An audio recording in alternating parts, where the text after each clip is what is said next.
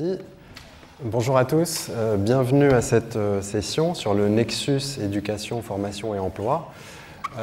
On a à peu près 1 heure, on est quand même nombreux comme vous pouvez le voir. Alors en tant qu'économiste, on va essayer d'aller à l'essentiel, d'optimiser.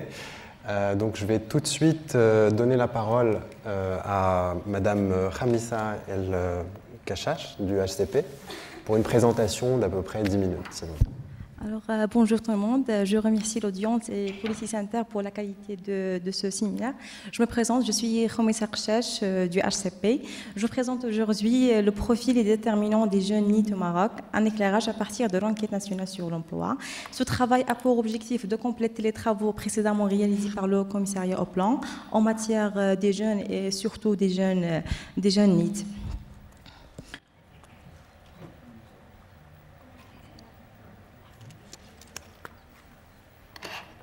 C'est à vous de...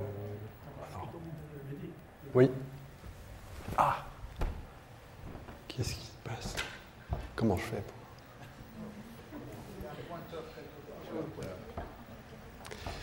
Ah oui, le voilà.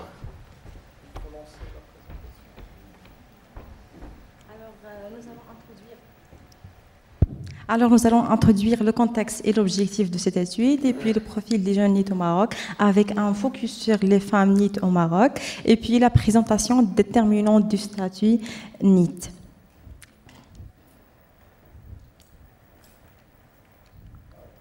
Alors, je passe maintenant au contexte et objectif. La population des jeunes âgés de 15 à 24 ans représente 39% des jeunes de moins de 25 ans. Leur taux de chômage est de 32,7%. Leur taux d'activité est de 22,8%. Parmi ces jeunes âgés de 15 à 24 ans, 15% exerçant un emploi et 7% sont à la recherche d'emploi, alors que 77% sont hors du marché du travail. Alors, ces jeunes qui sont hors de la main-d'œuvre, 77% ce sont des étudiants, 19,6% sont des femmes au foyer et 3,4% restants sont des autres inactifs. Alors, ce potentiel démographique représente une force dynamique et créative pour le développement du pays, mais cette jeunesse est confrontée à des défis tels que l'échec scolaire, le chômage, la pauvreté, l'exclusion sociale et NEET, qui est Neither in Employment nor Education or Training.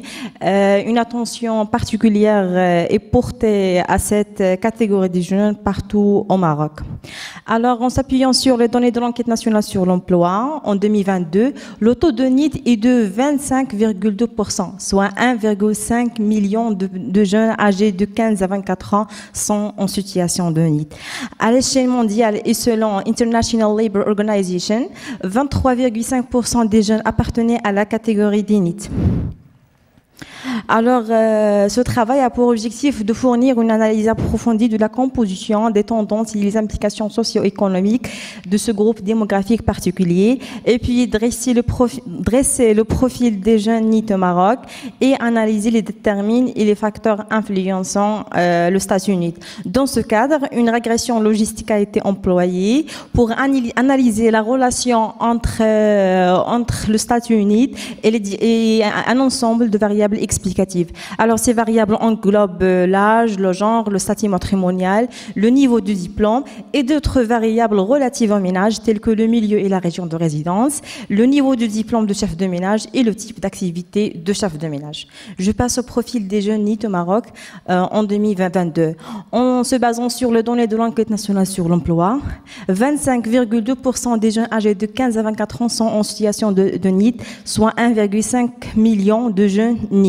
Et par type d'activité, 27,6% des NEET sont au chômage, 72,4% sont inactifs. Et pour les femmes, le taux de NEET des femmes il est de 37,3% contre seulement 13,5% pour les hommes.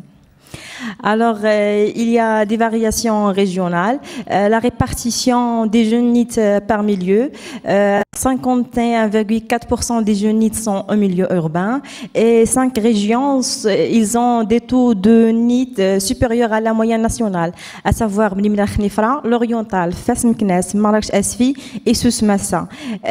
Alors que la région de Tanger et Tétouan Al-Husseima représente le taux le plus bas au Maroc. Les femmes NEET et des faits perspectives, disparité régionale et concentration des femmes NEET. Le taux de NEET des femmes âgées de 15 à 24 ans est de 37,3%. Ce taux est de l'ordre de 51,5% au milieu rural, contre seulement 28,2% chez les citadines. Inactivité et facteurs socio-économiques, le poids des responsabilités familiales. La majorité des femmes NEET au Maroc sont inactives avec un pourcentage de 87,5%. Les raisons d'inactivité invoquées englobent l'éducation des enfants, entretien du ménage, le désintérêt pour le travail, l'opposition du mari, du père ou d'un autre membre de la famille. Éducation est identifiée comme vecteur d'émancipation. Une relation marquée entre le taux de NEET et le niveau d'éducation, tel que 85% des femmes sans diplôme se trouvent dans une situation de NEET, alors que seulement 17,3% des femmes ayant un niveau supérieur se trouvent dans une situation de NEET. Je passe maintenant aux déterminants du statut NEET. Dans le cadre de ce travail, une série d'analyses de régression logistique a été entreprise pour identifier les déterminants du statut NEET. Les résultats sont présentés comme suit. L'importance du niveau d'éducation. Les jeunes qui n'ont pas achevé leur cursus scolaire encourent un risque nettement plus élevé d'être NEET. En effet, le risque est de 15 fois plus élevé pour ceux dont le niveau d'éducation n'excède pas le primaire par rapport à ceux ayant un niveau d'études supérieur. Les jeunes femmes âgées de 15 à 24 ans ayant 3,5 fois plus de chances d'être NEET par rapport aux hommes. Les jeunes mariés présentent 5,4 fois plus de risques d'être NEET que les jeunes non mariés. L'âge et la transition vers le marché du travail. Les jeunes âgés de 20 à 24 ans ont une probabilité plus élevée d'être NEET que ceux ayant dans la tranche d'âge 15 à 19 ans. Ceux vivant dans un ménage où le chef n'a aucun diplôme ont 2 fois plus de risques d'être NEET que ceux vivant avec un chef de ménage qui a un diplôme de niveau supérieur. Les jeunes vivant avec un chef de ménage actif ont 17,7% de chances en moins d'être NEET par rapport à ceux vivant dans un chef de ménage inactif. Disparité géographique et développement économique. Les jeunes résidant dans les régions de Bni Mellal Khnifra, Fès Meknès et l'Oriental ont des probabilités significativement plus élevées d'être NEET par rapport à ceux vivant dans la région de Tanger, Tétouan et Hoceima. Les chances d'être NEET sont approximativement 24 fois plus élevées pour les jeunes femmes dépourvues de tout diplôme par rapport à leurs homologues diplômés de l'enseignement supérieur. Le mariage s'avère jouer un rôle. Le mariage s'avère jouer un rôle significatif en tant que déterminant du statut NEET. Les femmes mariées présentent environ 8 fois plus de risques d'être NEET que les non-mariés. L'importance significative du contexte familial et parental. La présence d'au moins d'un enfant de moins de 3 ans dans le ménage est associée à une augmentation d'environ de 15,8% des probabilités d'être NEET, indépendamment des autres variables. Les femmes résidant dans la région de l'Oriental présentent environ 4 fois plus de risques d'être NEET que celles vivant dans la région de Tanger, Tétouan et Hoceima. Le statut d'activité de chef de ménage émerge également comme un facteur influençant le statut NEET des jeunes femmes. Les jeunes femmes vivant dans des ménages dont le chef est actif occupé présentent 12% de chances en moins d'être NEET que celles vivant dans un ménage dirigé par un chef inactif. Et maintenant, je passe aux conclusions.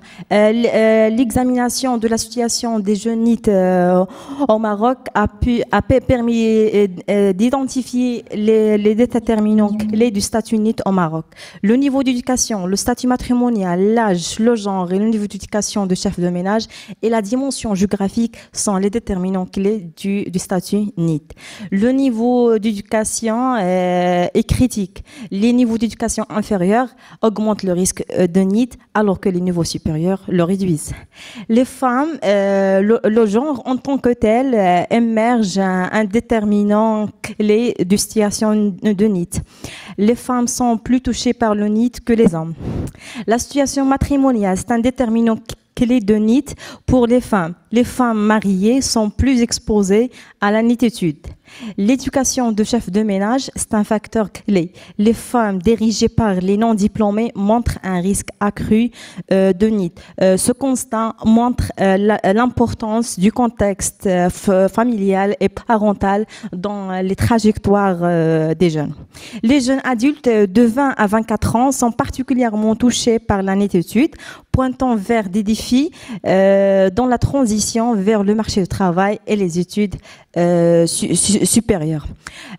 En définitive, pour réduire la prévalence de NIT au Maroc, l'accès à l'éducation et à la formation devrait être encouragé pour atténuer le phénomène de NIT, et puis promouvoir l'égalité de chance et du genre dans l'accès à l'éducation et à l'emploi pour encourager la participation des femmes sur le marché du travail, et pour soutenir les femmes mariées en matière de conciliation travail-vie familiale et la mise en place de plannings aménagés, des heures flexibles et des congés de maternité prolongés, pourquoi pas, et puis renforcer le développement économique des régions les plus touchées par le NIT, à savoir l'oriental et Bni Mellal Khnifra. Et merci de votre attention. Voici un QR code si vous voulez télécharger le papier intégral. Et merci de votre attention. Merci beaucoup. Merci pour cette présentation. Je propose qu'on échange un tout petit peu avant de passer à la prochaine. Donc le NIT, sujet important, des gens qui sont souvent jeunes, des femmes qui ne font pas grand-chose de productif pour aller vite. Alors, il y a un chiffre, 25%, vous dites, c'est ce qui semble correspondre aussi au chiffre mondial. Donc, on est pile dans la moyenne mondiale. Alors, un chiffre, par exemple, qui m'a étonné, c'était les jeunes mariés qui sont en plus, plus NIT, qui ont plus de risques d'être NIT que les autres. Mais ça a l'air d'être un peu tiré par les femmes, peut-être, qui sont mariées. C'est simplement un commentaire, vous pouvez y répondre si vous voulez, puis ensuite on passe la parole à la salle. En fait, les femmes mariées sont plus susceptibles d'être NIT par rapport aux autres qui sont non mariées, parce que les femmes mariées sont confrontées à des défis tels que les responsabilités familiales et des contraintes temporelles liées à la gestion du foyer, donc ce qui limite leurs aspirations professionnelles et académiques. Okay. Est-ce qu'il y a des questions? Oui, monsieur. Pourquoi le choix de 15-24? Et quand vous indiquez que le mariage est un facteur limitant, et on sait que la loi ne permet pas un mariage inférieur à 18 ans, donc c'est un peu... Je pas bien. Et puis,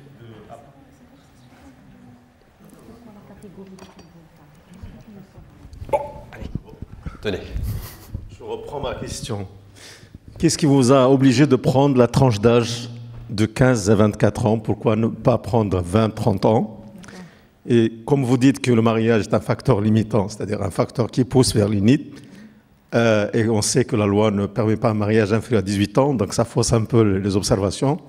En même temps, à partir de 15 ans, la plupart des jeunes ils sont à l'école, vu l'effort qui a été fait dans la scolarisation rurale, dans l'amélioration des conditions de scolarité, on sait que la plupart des jeunes restent à l'école. Donc, est-ce que ces valeurs de 15-24 ans, ils sont bien pris en compte? En fait, au niveau du commissariat au plan, quand on parle des jeunes, on parle généralement de la tranche d'âge de 15 à 24 ans. Parce que cette tranche d'âge, c'est un peu transitoire entre la poursuite des études supérieures ou l'entrée sur le marché du travail. Donc c'est pourquoi le choix de 15 à 24 ans. Le recensement 2024 soit revu. Ça. Je crois qu'il y a une volonté de compléter la réponse par M. Omar. Très rapidement, s'il vous plaît, comme ça on... Et en complément, moi je trouve que la question est vraiment pertinente parce que récemment, les travaux les plus développés cherchent à développer à quel âge l'âge d'accès au NIT. Et pour arriver à ça, puisque normalement l'HCP, ils ont une variable discrète, c'est pas une variable, il est continu, donc on peut via un modèle de risque concurrent, la modèle de durée, de voir à quelle durée normalement il y aura la transition vers l'INIT. Je pense qu'il y a des travaux dans ce sens qui ont été développés dans des travaux, des revues académiques. Je trouve que la remarque elle est pertinente, même en termes d'implication. Très bien. Je propose qu'on passe à la prochaine, enfin à la deuxième présentation, quitte à collecter toutes les questions à la fin. Merci beaucoup. Cette présentation, alors, pardon.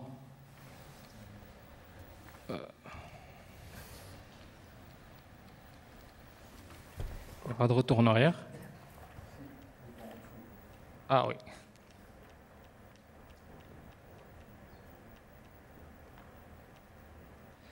Parfait. Donc, alors, la thématique, c'est le changement technologique.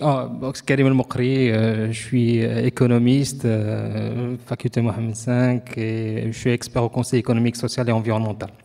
Donc, je présente un travail qui a été fait sous la direction de professeur Driss Lebassi sur le changement technologique, l'automatisation et l'emploi, avec le Maroc comme grade de pays à revenu intermédiaire. Donc le plan assez classique, je commencerai par l'introduction avec le contexte. Comme vous le savez, la crainte de voir l'automatisation se substituer en masse au facteur travail est une préoccupation qui a accompagné les différentes révolutions industrielles et ça continue jusqu'à aujourd'hui, surtout avec l'essor que connaît maintenant la robotisation avancée, l'intelligence artificielle, machine learning et toutes ces technologies.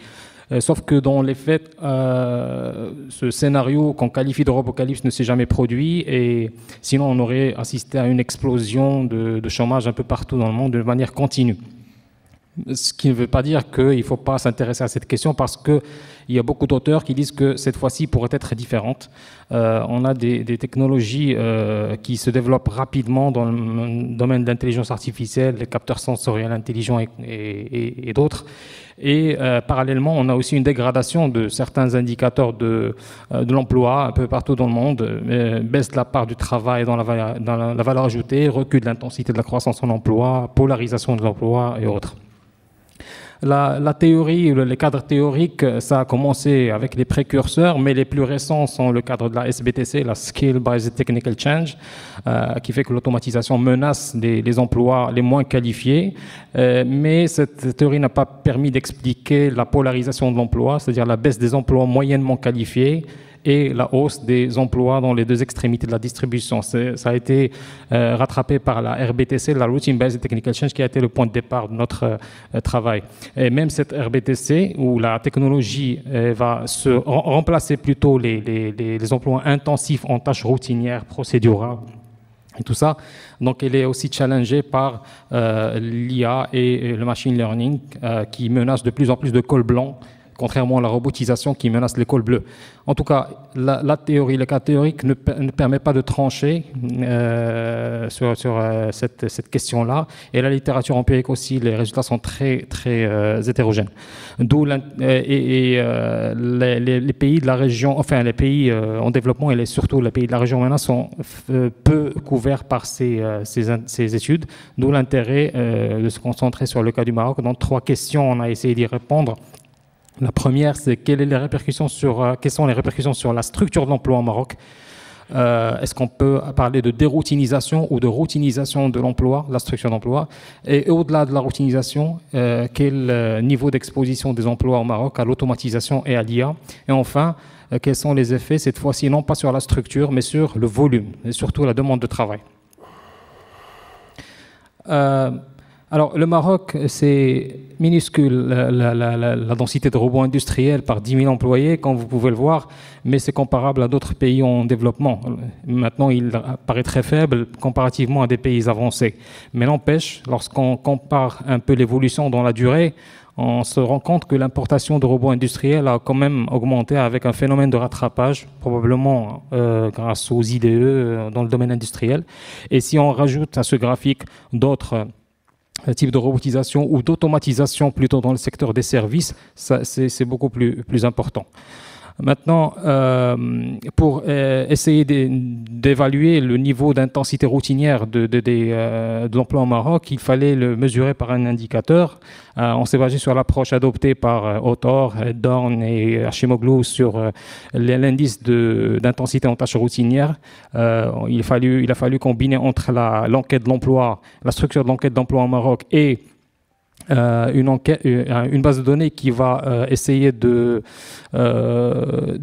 décrire chaque profession en fonction des tâches qu'elle comporte et avec des scores pour ces tâches qui montrent l'intensité de chacune de ces tâches au niveau d'une profession donnée. Malheureusement, ça n'existe pas au Maroc et dans plusieurs pays en développement.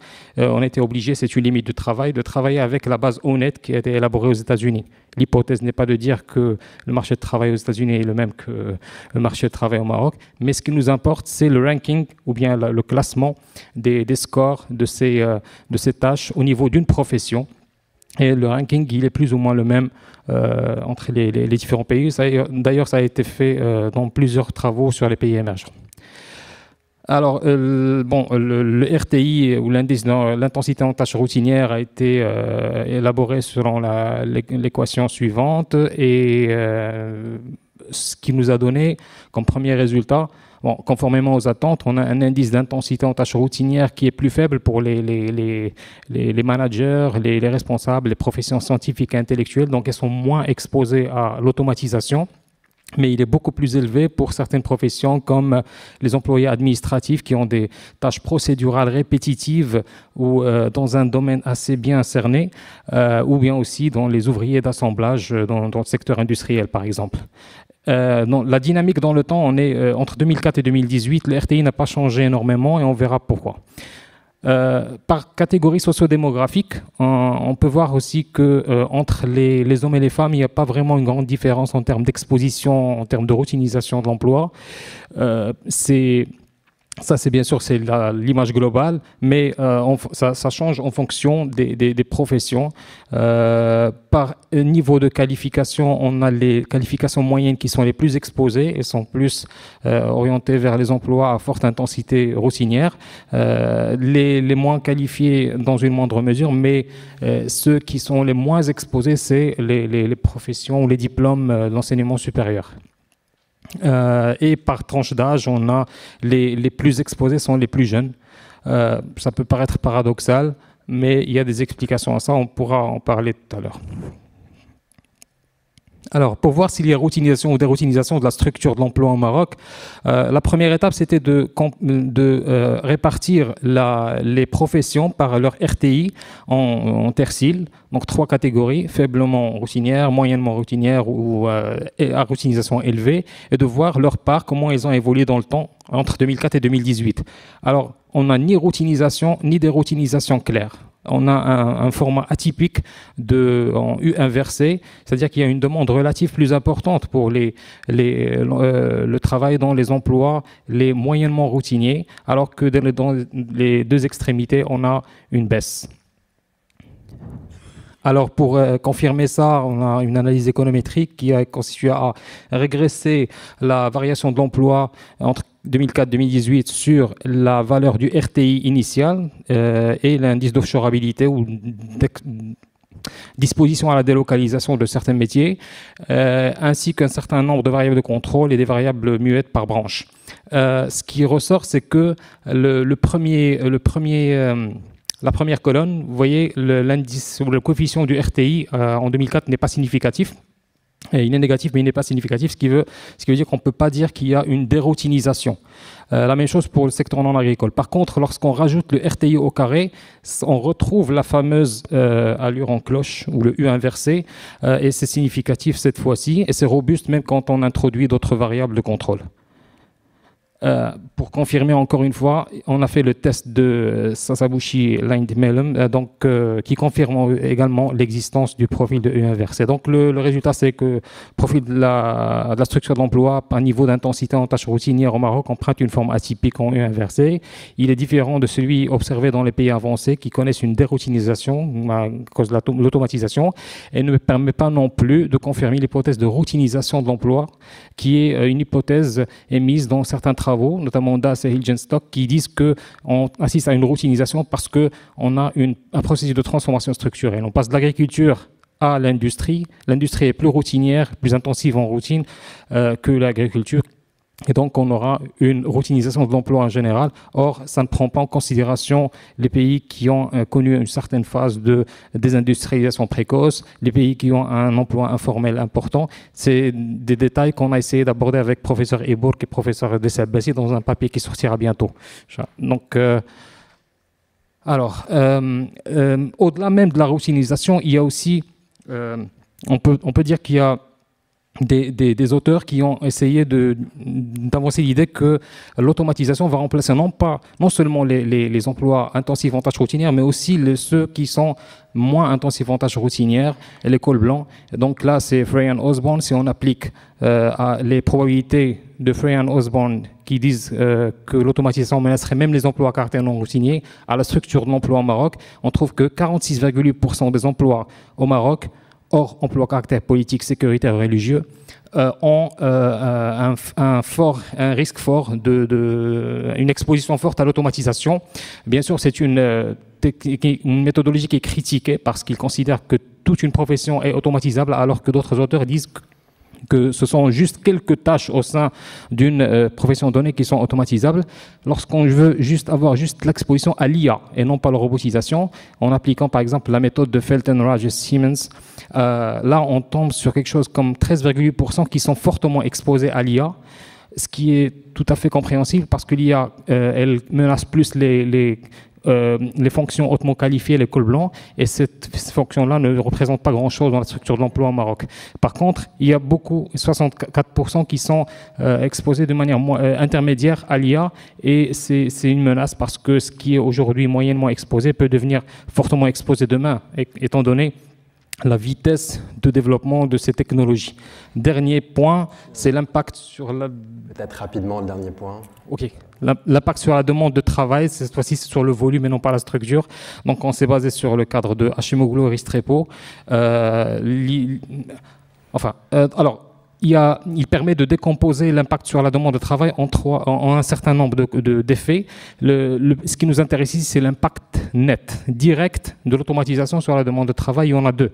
Il y a ce qu'on appelle l'effet de déplacement, c'est l'impact négatif, la destruction, qui est beaucoup plus important au Maroc que l'impact de création de nouvelles tâches qui n'existaient pas auparavant. Et donc, en termes nets, c'est négatif.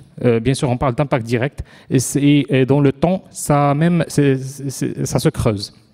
Et par contre, heureusement qu'il y a un impact indirect qui est compensatoire, c'est l'effet de productivité, on peut en parler aussi, qui fait qu'on n'a pas eu des destructions dans l'ensemble.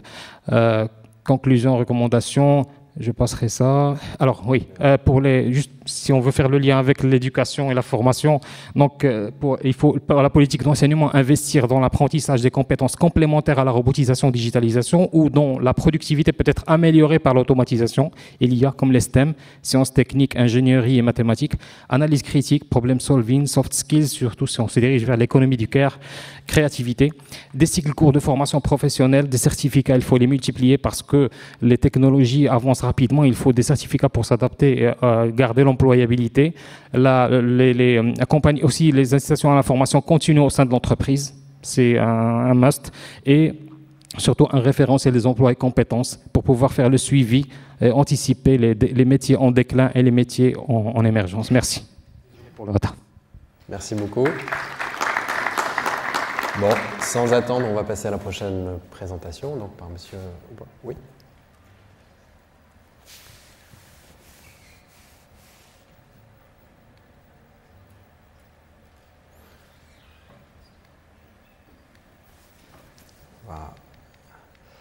On va essayer d'être un peu bref là aussi.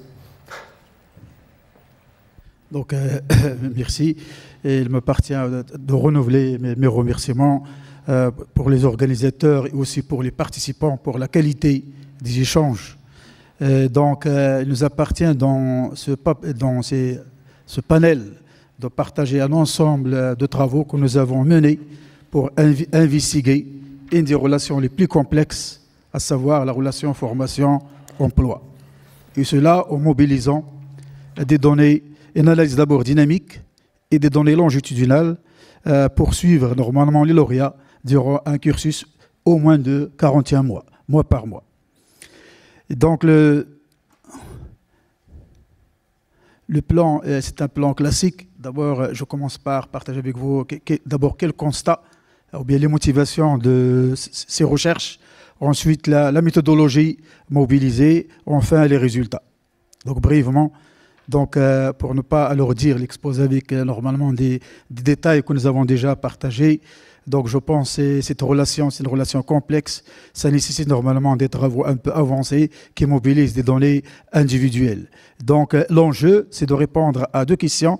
S'agit-il normalement de files d'attente sur le marché du travail, ou bien une surdiplomation par rapport aux emplois disponibles, ou bien sous-utilisation des compétences. Donc pour ce faire, donc ce travail s'insère dans un cadre caractérisé au moins par 4 normalement inadéquations. D'abord, il y a inadéquation quantitative que tout le monde partage, à savoir normalement en réponse à une demande élevée en matière d'emploi décent, il y a une réponse limitée. Ça, c'est l'inadéquation quantitative. Mais ce qui nous intéresse surtout, c'est plutôt les deux inadéquations, à savoir qualitatives, caractérisées par la coexistence sur le marché, une fois des emplois vacants et des chômeurs.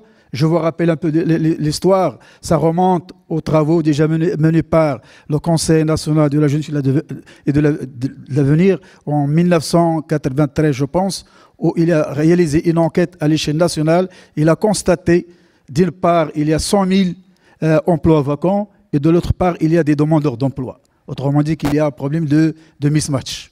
Donc ça nous interroge pour voir les déterminants. Mais aussi, un résultat essentiel, c'est qu'il y a aussi un déclassement. Et le travail réalisé récemment par le Haut Commissariat au Plan a montré normalement la persistance de ce phénomène. Donc d'une part, il y a au moins 2 corrélations positives qui interpellent les décideurs et les chercheurs sur le marché. La corrélation positive entre le taux de chômage et le diplôme. Tant qu'on augmente la théorie économique, nous enseigne qu'on doit s'attendre à ce qu'un investissement en capital humain se traduise par une diminution des chômages et une augmentation des rendements externes, chose qu'on ne constate pas sur le marché du travail marocain. Ensuite, deuxième corrélation positive, qui a été, normalement ça je passe, qui a été démontrée par le HCP en utilisant les données des recensements, c'est que aussi il y a une corrélation positive entre le niveau de diplôme et le déclassement. Mais évidemment, l'HCP a mobilisé l'approche normative. Et une des limites de ce travail, c'est qu'il a normalement utilisé une approche statique. Et donc, chose qui a poussé normalement aux intervenants en matière de formation professionnelle de poser les questions pourquoi il y a ce paradoxe. Et donc voilà les résultats qui ressortent. Donc il y a d'abord une corrélation positive entre le déclassement et le niveau de diplôme. Ensuite, le niveau de diplôme, ou bien les diplômes de la formation professionnelle sont les plus concernés par ce déclassement. Et ce qui est très important aussi, c'est que même la formation professionnelle, et cela veut dire les techniciens spécialisés, sont les plus touchés par ce déclassement. Donc, comment peut-on répondre à ce paradoxe, chose qui nous a mené à des investigations en se basant sur des données longitudinales. Évidemment, là, c'est uniquement pour passer directement. Donc, pour nous, et pour dépasser l'approche qui a été mobilisée par l'HCP, qui est une approche statique et qui est une approche basée uniquement sur une seule méthode, nous avons essayé de voir d'abord, est-ce qu'il n'y a pas un biais méthodologique? Pour ce faire, nous avons mené au moins 3 approches. Une approche d'abord statistique, basée normalement sur la comparaison par rapport à la référence modale, une approche normative basée sur 2 questions, une comparaison par rapport au diplôme et une comparaison par rapport aux compétences, mais aussi une approche, comme elle a été présentée par C. Mokri, une approche subjective qui consiste à faire normalement une correspondance entre les diplômes et les emplois. Donc, ces travaux, il y a un travail en cours de publication dans une revue de la formation en emploi. Dans ce travail, nous avons utilisé des données micro pour estimer ou bien expliquer les déterminants de ce déclassement.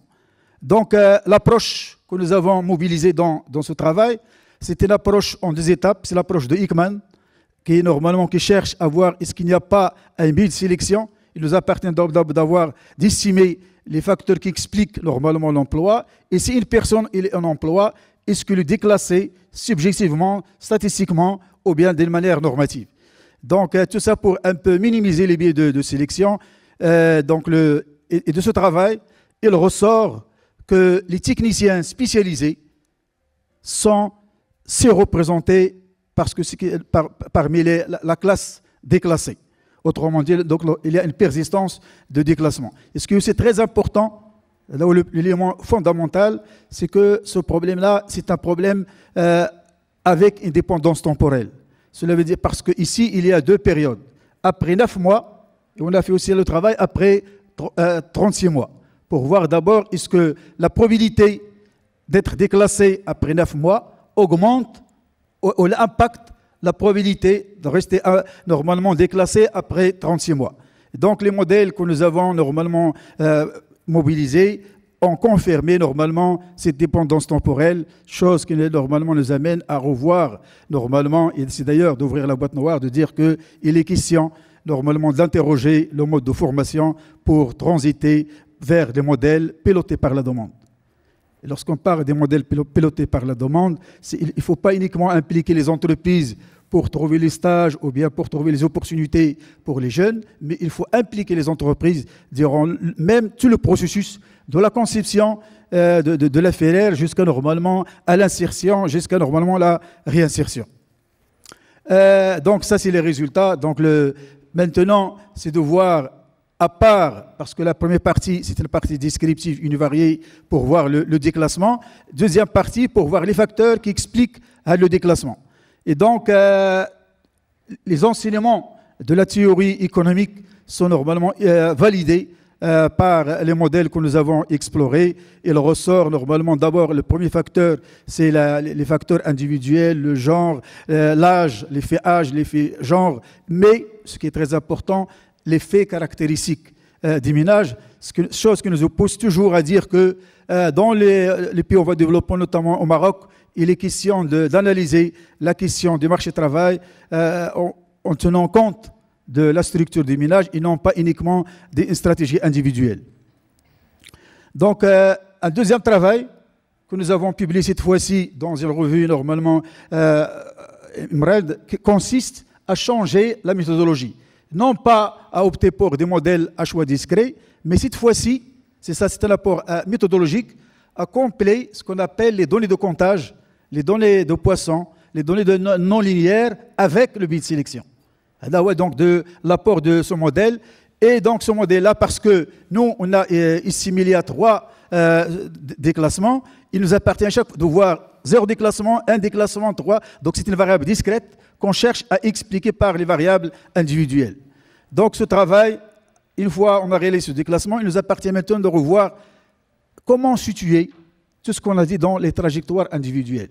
Et cette fois-ci, de tirer normalement des enseignements à partir des données longitudinales, où chaque diplômé est caractérisé par une trajectoire, un calendrier qui retrace mensuellement l'état, ce qui nous pousse à appliquer des processus stochastiques où il y a des états. Et donc, il faut expliquer la durée de chaque état, mais aussi il faut expliquer la probabilité de passer à un état, sachant que la personne elle est dans l'état initial. C'est ce qu'on appelle normalement l'apport des modèles normalement à risque conquérant. Et donc, si le recours à ces modèles nous amène aussi à publier un article dans cette revue, donc ce qu'il ressort.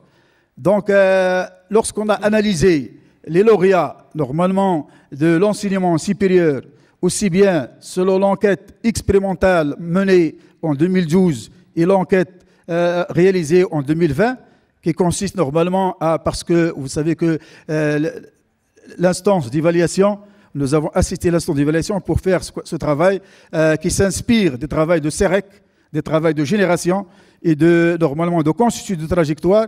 Donc, travail réalisé montre qu'on a au moins 5 trajectoires. Cela veut dire qu'on ne peut pas considérer normalement les lauréats comme normalement ils n'ont pas le même parcours. Donc ce travail-là, il y a 5 trajectoires et chaque trajectoire nous amène à proposer des actions.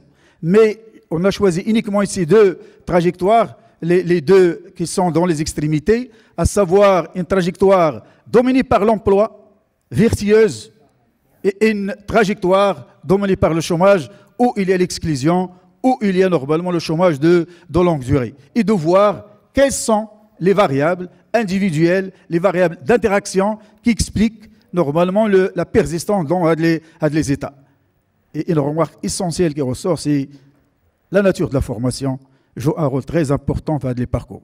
Donc ici, d'abord, il y a le parcours scolaire, le parcours universitaire, normalement les performances universitaires, mais les soft skills, aussi la nature de la formation, les spécialités de la formation et un ensemble de variables.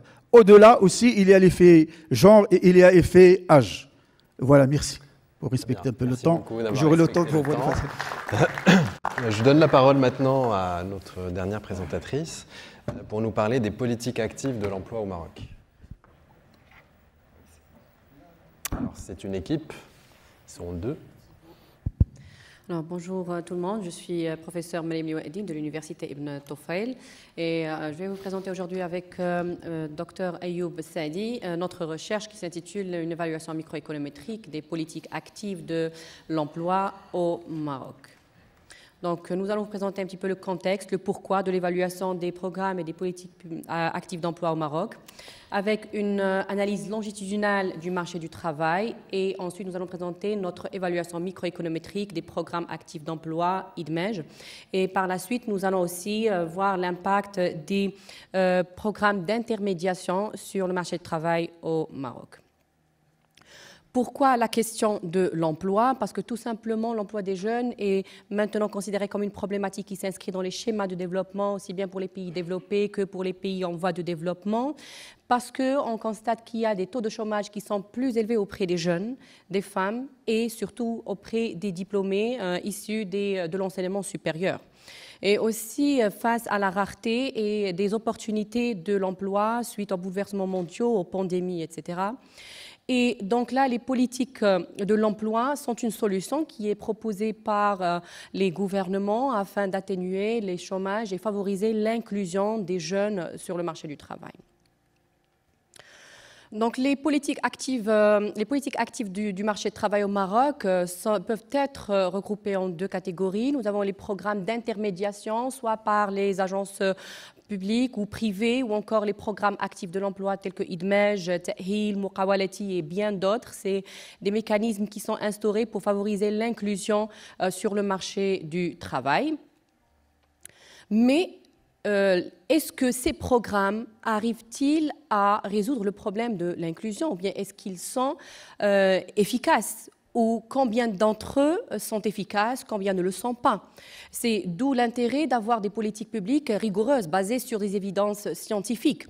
Donc nous, notre objectif, c'était d'analyser ou bien d'évaluer l'impact des programmes actifs d'emploi, notamment à travers le programme d'IDMEJ, en termes d'insertion et de sortie du chômage. Et nous avons aussi évalué l'impact des autres dispositifs d'intermédiation, que ce soit les mécanismes d'intermédiation privés ou encore à travers l'ANAPEC, etc. Donc, nous allons commencer tout d'abord par une caractéristique longitudinale du marché de travail, bien l'évolution longitudinale du marché de travail, caractéristique de l'offre, de la demande, de l'intermédiation et l'insertion. Alors, comme vous pouvez le voir, selon le Haut Commissariat au plan, donc la pyramide des âges au Maroc, elle est sujette à des changements sur l'horizon de 2050. Et ceci dit, nous allons avoir une augmentation de la population active. Et donc, cette dividende démographique, elle a des conséquences. C'est que nous allons avoir une pression sur les salaires et aussi, peut-être, s'il n'y a pas assez d'emplois qui sont créés, nous allons faire face à des problématiques de chômage qu'il faudra résoudre. Aussi, l'analyse de l'offre du travail montre que l'offre du travail est plus élevée auprès des hommes que chez les femmes. Et donc là, nous allons un petit peu corroborer tout ce qui a été dit par les collègues. C'est que le taux d'emploi est plus élevé auprès des hommes que pour les femmes, pour des raisons qu'on sait tous. C'est lié au schéma de reproduction sociale du pays, etc. Et nous avons aussi un taux de chômage de longue durée qui est très élevé auprès des femmes qu'auprès des hommes. L'analyse par région aussi montre que le taux de chômage est très élevé dans certaines régions du Maroc et qu'il est réduit dans les grandes métropoles. Ça, c'est une réalité quand on la vit tous les jours. Alors, le taux d'activité est plus élevé dans les grandes métropoles, Casablanca, Rabat, Marrakech, Tanger, alors que les taux de chômage sont très élevés dans certaines régions du Maroc, comme vous pouvez le voir sur ces cartes. Alors, l'analyse sectorielle montre aussi que la demande du travail, elle est plus prépondérante dans certains secteurs, notamment l'agriculture, bâtiments, travaux, vous avez aussi l'industrie.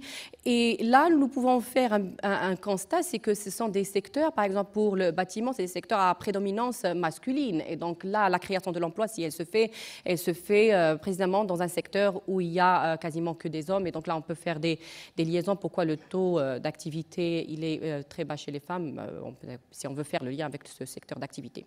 Si on analyse la distribution des revenus annuels des ménages, comme ça a été publié par le Haut Commissariat au Plan, là on a une inégalité des revenus au Maroc et on remarque que plus le niveau d'éducation du chef de ménage est très élevé, plus le revenu augmente. Donc les revenus sont liés avec les niveaux d'éducation. Si une personne est issue de l'enseignement supérieur, alors le revenu va être probablement plus élevé qu'une personne sans éducation, bien sans niveau d'éducation, bien qui n'a pas bénéficié de l'éducation formelle. Alors là, notre objectif, c'est d'analyser les programmes d'actifs d'emploi au Maroc qui ont été instaurés, notamment le programme IDMEJ, qui vise une meilleure employabilité des jeunes, Ta'hil ou encore Muqawalati. Alors, notre problématique, c'est d'analyser l'impact du programme sur les bénéficiaires et aussi sur la durée pour la sortie du chômage. Nous avons utilisé des méthodes d'évaluation quasi expérimentales, notamment l'approche quasi expérimentale Propensity Score Matching et aussi les méthodes non paramétriques, semi-paramétriques, les modèles de Kaplan-Meier et le modèle de Cox. Alors, l'évaluation d'impact du programme IDMEJ, nous avons utilisé la base de données qui a été fournie par l'Observatoire du marché du travail, qu'on remercie. Nous avons 2500 bénéficiaires du programme IDMEJ, 500 non-bénéficiaires, c'est le compte factuel. Nous avons sélectionné plusieurs variables pour expliquer l'accès à l'emploi, les salaires, la couverture sociale et le nombre d'heures de travail. Donc, les premiers résultats montrent que le fait de bénéficier du programme IDMEJ a un impact sur l'accès à l'emploi de 17%. Donc, les personnes qui ont bénéficié d'IDMEJ ont pu avoir accès à l'emploi. Et aussi, ils ont aussi une couverture sociale avec plus 62% pour les bénéficiaires en comparaison avec les non-bénéficiaires. Alors l'analyse par genre aussi a montré que les hommes ont accès à l'emploi ou bien les bénéficiaires hommes peuvent décrocher un emploi et ce taux est moindre pour les femmes. Pour les femmes, c'est 18%, alors que pour les hommes, c'est plus 25%.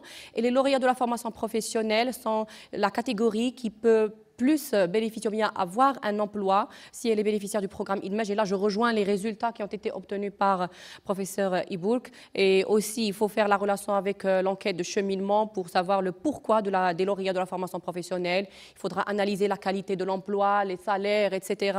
Un salaire pour le diplômé de la formation professionnelle est moindre que celui d'un lauréat qui détient un master. Et donc, celui de la formation professionnelle, il a plus de chances de trouver facilement un emploi. Donc, il y a plusieurs problématiques qu'on devrait prendre en considération lorsqu'on analyse l'emploi au Maroc.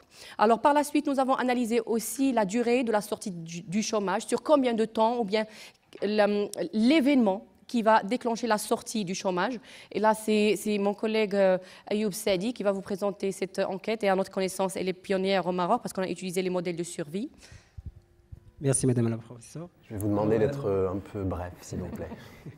Notre analyse portera aussi sur l'évaluation des effets du programme IDMAGE en adaptant les modèles de survie. Cette approche dynamique nous permettra d'examiner la probabilité de sortie du chômage. Alors, nous utilisons... Dans l'autre sens, je crois.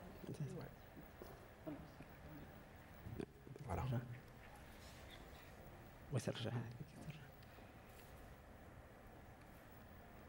Alors, nous utilisons deux techniques principales, la modélisation non paramétrique Kaplan-Meier et la modélisation semi-paramétrique modèle de Cox. La modélisation non paramétrique de Kaplan-Meier pour évaluer les probabilités survie liées à un nivellement temporel reflétant dans notre cas la proportion de personnes ayant atteint l'emploi, et la modélisation semi-paramétrique du modèle de Cox qui étudie le risque d'accès à l'emploi en fonction des différents facteurs tels que le genre, l'âge et le niveau d'éducation. La courbe de Kaplan-Meier présentée dans la figure 2 permet d'estimer la probabilité de survie, c'est-à-dire la probabilité de rester sans emploi. Cette courbe montre que la probabilité de rester sans emploi pour les individus de l'échantillon décroît fortement lors des 12 premiers mois d'observation. Cependant, après une durée de 25 mois, la diminution de proportion d'individus sans emploi devient plus faible. Cela suggère qu'au fil du temps, il y a de moins en moins de personnes qui restent sans emploi et que la probabilité de trouver un emploi augmente. Et l'estimation de la fonction de survie selon la variable de traitement IDMAGE montre une différence significative entre les probabilités de rester au chômage pour les bénéficiaires de 12 mois et les non-bénéficiaires de 25 mois. La répartition par genre révèle que les hommes ont des taux de sortie du chômage plus élevés, soit 12 mois contre 24 mois pour les femmes. Ces résultats peuvent s'expliquer par le fait que les femmes sont souvent plus impliquées dans les responsabilités domestiques et familiales, limitant ainsi leur disponibilité pour travailler à temps plein ou accepter des emplois avec des horaires flexibles. La répartition par diplôme montre que les personnes ayant un diplôme de formation professionnelle ou universitaire quittent le chômage plus rapidement que celles avec un diplôme du baccalauréat. Le modèle de survie de Cox indique que les individus du groupe de traitement ont 98 de chances supplémentaires de sortie du chômage par rapport aux individus du groupe de contrôle. Ce résultat confirme les conclusions de Blasco et Rossolom qui ont constaté que les programmes actifs d'emploi ont un impact significatif sur la durée de chômage. Après avoir évalué l'impact des programmes IDMAGE sur l'insertion professionnelle des gens diplômés, nous allons maintenant nous tourner vers une autre dimension cruciale, à savoir l'intermédiation sur le marché du travail. Cette étude utilise les données provenant de l'enquête Sahwa de 2016 et l'enquête nationale de l'emploi du HCP pour les années 2017 et 2018. En se basant sur l'enquête Sahwa de 2016 et la méthode d'appariement, nous cherchons à évaluer l'effet de l'intermédiation, qu'il soit public ou privé, sur l'insertion professionnelle. Le résultat de l'enquête Sahwa de 2016 révèle que les individus inscrits aux agences d'intermédiation ont 31% de chances d'être insérés sur le marché du travail comparé à ceux qui n'y participent pas. En outre, ces individus bénéficient également d'une probabilité accrue de 31,1% d'améliorer leur sécurité sociale par rapport au groupe de contrôle. Et l'impact de l'intermédiation est plus élevé chez les hommes que chez les femmes, avec une différence de 3%. Pour approfondir notre analyse de l'impact de l'intermédiation sur l'accès à l'emploi au Maroc, nous appuyons également sur les données de l'enquête nationale de l'emploi de HCP couvrant les années 2017 et 2018. Nos résultats montrent... Je vais vous demander de conclure, s'il vous plaît, comme ça. Oui, le résultat de la méthode de la double différence à Paris indique que le fait de bénéficier d'une intermédiation augmente significativement les chances d'insertion professionnelle. Plus précisément, le tableau 3 montre que la probabilité de décrocher un emploi est augmentée de 60,5 pour les individus bénéficiant d'une intermédiation par rapport aux non-bénéficiaires, avec un niveau de signification de 1%. De même, le tableau 4 révèle que la régularité de l'emploi est améliorée de 8,6% pour les bénéficiaires d'une intermédiation comparativement aux non-bénéficiaires. Alors en conclusion, les résultats obtenus confirment plusieurs constats importants sur le marché du travail au Maroc. Ces résultats mettent en évidence la nécessité d'adapter les stratégies en fonction des caractéristiques démographiques et économiques spécifiques pour favoriser une meilleure inclusion professionnelle pour tous, quel que soit le genre, le diplôme ou le milieu de résidence. Comme tout travail de recherche, ce travail présente des limites et offre ouvre des perspectives de recherche. La disponibilité de bases de données récentes offre une opportunité précieuse pour mener des études plus nuancées et détaillées.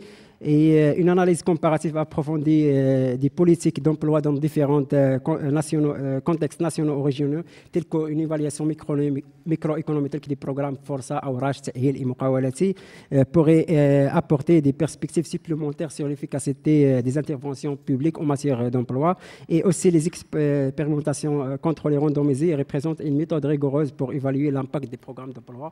Et merci de votre attention. Un grand merci. Alors, on passe aux questions directement. Il ne nous reste pas beaucoup de temps, mais on a fait au mieux. Est-ce qu'il y a des questions? Alors, on va essayer d'équilibrer un tout petit peu, mais je vous ai en tête. Des questions? Alors, c'est à vous. Merci. Alors, ma question s'adresse à M. Omar, qui a parlé de la formation professionnelle, surtout universitaire. Et je pense que c'est l'écosystème en entier qu'il faut revoir et qu'il faut un peu adapter à la situation actuelle. Monsieur le ministre a parlé de formation continue, de VAE, de validation d'acquis d'expérience. Mais moi, en travaillant avec l'entreprise pendant une dizaine d'années, je me rends compte que, par exemple, le profil Bac+2 fourni par l'EST, l'École supérieure de technologie, est très demandé par l'entreprise, surtout la moyenne entreprise et la petite entreprise. Mais il n'est pas disponible sur le marché, ce profil. Pourquoi? Parce que notre système ne permet pas aux jeunes de quitter l'école et revenir à reprendre les études. Donc, une fois qu'il a Bac+2, il souhaite avoir une licence, master, puis après faire un doctorat. Donc, on perd ce technicien supérieur dont l'entreprise a besoin. Donc, peut-être il faut permettre à ces gens de reprendre des études quand ils le veulent, ou bien passer par des validations d'acquis d'expérience ou bénéficier de formation pour améliorer leurs compétences et améliorer leur statut professionnel. Donc, ça, c'est un écosystème en entier qu'il faut un peu revoir. Puis après, au niveau de l'université, je parle d'université publique, il n'y a pas de système qui permet à l'entreprise d'intervenir dans l'élaboration de cursus ou même dans la formation. Et la formation professionnelle universitaire exige au moins 40% d'intervenants professionnels du monde de l'entreprise, si on veut vraiment professionnaliser nos formations de l'enseignement supérieur. Je vous remercie. Merci beaucoup. Est-ce qu'il y a d'autres questions? On pourrait prendre peut-être 2-3 questions s'il y en a et répondre conjointement après. Une autre question? Sinon, on passe aux réponses directement. Bon, je crois que vous pouvez répondre si vous êtes d'accord. Oui, je partage les arguments que vous avez avancés pour dire que le système de formation professionnelle est appelé normalement à revoir et à diversifier l'offre de formation professionnelle en multipliant les passerelles et en donnant plus de flexibilité normalement aux lauréats de faire normalement le va-et-vient entre la formation et d'ailleurs, un des objectifs normalement aujourd'hui de la formation professionnelle, c'est de transiter vers le modèle allemand basé sur la formation duale. Et donc c'est tout cela, la formation duale permet évidemment de doter les lauréats des compétences professionnelles requises. Concernant maintenant l'enseignement supérieur, vous avez raison. Moi, je viens de l'université. Je sais bien que l'élaboration des filières, le point de départ, c'est les enseignants. Mais normalement, on est censé d'analyser la survie des filières et de voir vraiment en fonction des lauréats normalement d'une filière sur le marché du travail, etc. On peut normalement soit continuer parce que le ministère l'envoie aux responsables de filière à la fin de chaque normalement 4 ans de faire une auto-évaluation. Et normalement cette auto-évaluation, si on applique la philosophie normalement de cette auto-évaluation, il doit intégrer parmi les variables, parmi les critères de réouverture normalement de la filière, le suivi et l'insertion des lauréats. Et d'ailleurs, même maintenant, les universités, le ranking des universités à l'échelle mondiale, le palmarès, il est basé parmi les critères, c'est l'insertion des lauréats et le suivi des lauréats sur le marché du travail. Donc pour ça, pour vous dire, c'est une approche holistique. Très bien, merci pour la réponse. Est-ce qu'il y a d'autres questions? Alors, dans ce cas, moi, j'en ai peut-être une. Si vous permettez, moi, je peux partager quelques questions avec vous. Allez-y. On a encore une petite minute, donc on peut partager une question. Allez-y. Donc, pour moi, ce que vous avez présenté, c'est un travail intéressant Et vous avez normalement avancé comme quoi c'est un travail parce que vous avez appliqué les modèles, l'approche non paramétrique basée sur Kaplan-Meier et l'approche normalement semi-paramétrique basée sur la régression de Cox. Mais vous savez que une des limites, je ne sais pas une limite, c'est la nature des données. Parce que normalement, l'application de ce genre d'outils demande de disposer des données continues et non pas par intervalle. Et d'ailleurs, lorsque vous avez présenté les courbes, ce qu'on appelle l'estimation fonctionnelle des fonctions de survie, vous voyez qu'ils sont sous forme de segments. De la force sous forme de segments, cela veut dire que vous n'avez pas la possibilité de poursuivre normalement le rêve avec l'intervalle. Et deuxième chose, lorsqu'on présente normalement les fonctions de survie, il faut voir est-ce qu'avec la différence est significative ou non via 3 tests pour savoir est-ce que la première courbe est nettement supérieure, statistiquement parlant, ou non. Ça, c'est uniquement pour vous donner des prolongements. On va donner une possibilité de très courte réponse. Très courte. Heureusement qu'on a pu le faire, parce que vous n'imaginez pas la galère pour avoir des données, pour avoir ces courbes. On a passé presque 3 ans, c'est ça. Heureusement que l'Observatoire il nous a épaulés avec la base de données complète de IDMEJ. Et là, on a travaillé avec des données de l'HCP, de l'enquête emploi, qui est un petit peu ancienne, alors qu'il y a ce qui est nouvelle. Et on était en train de rigoler sur ça. On a demandé à ce qu'il y ait un partage des bases de données. Je peux vous dire que je suis la personne qui a produit la base.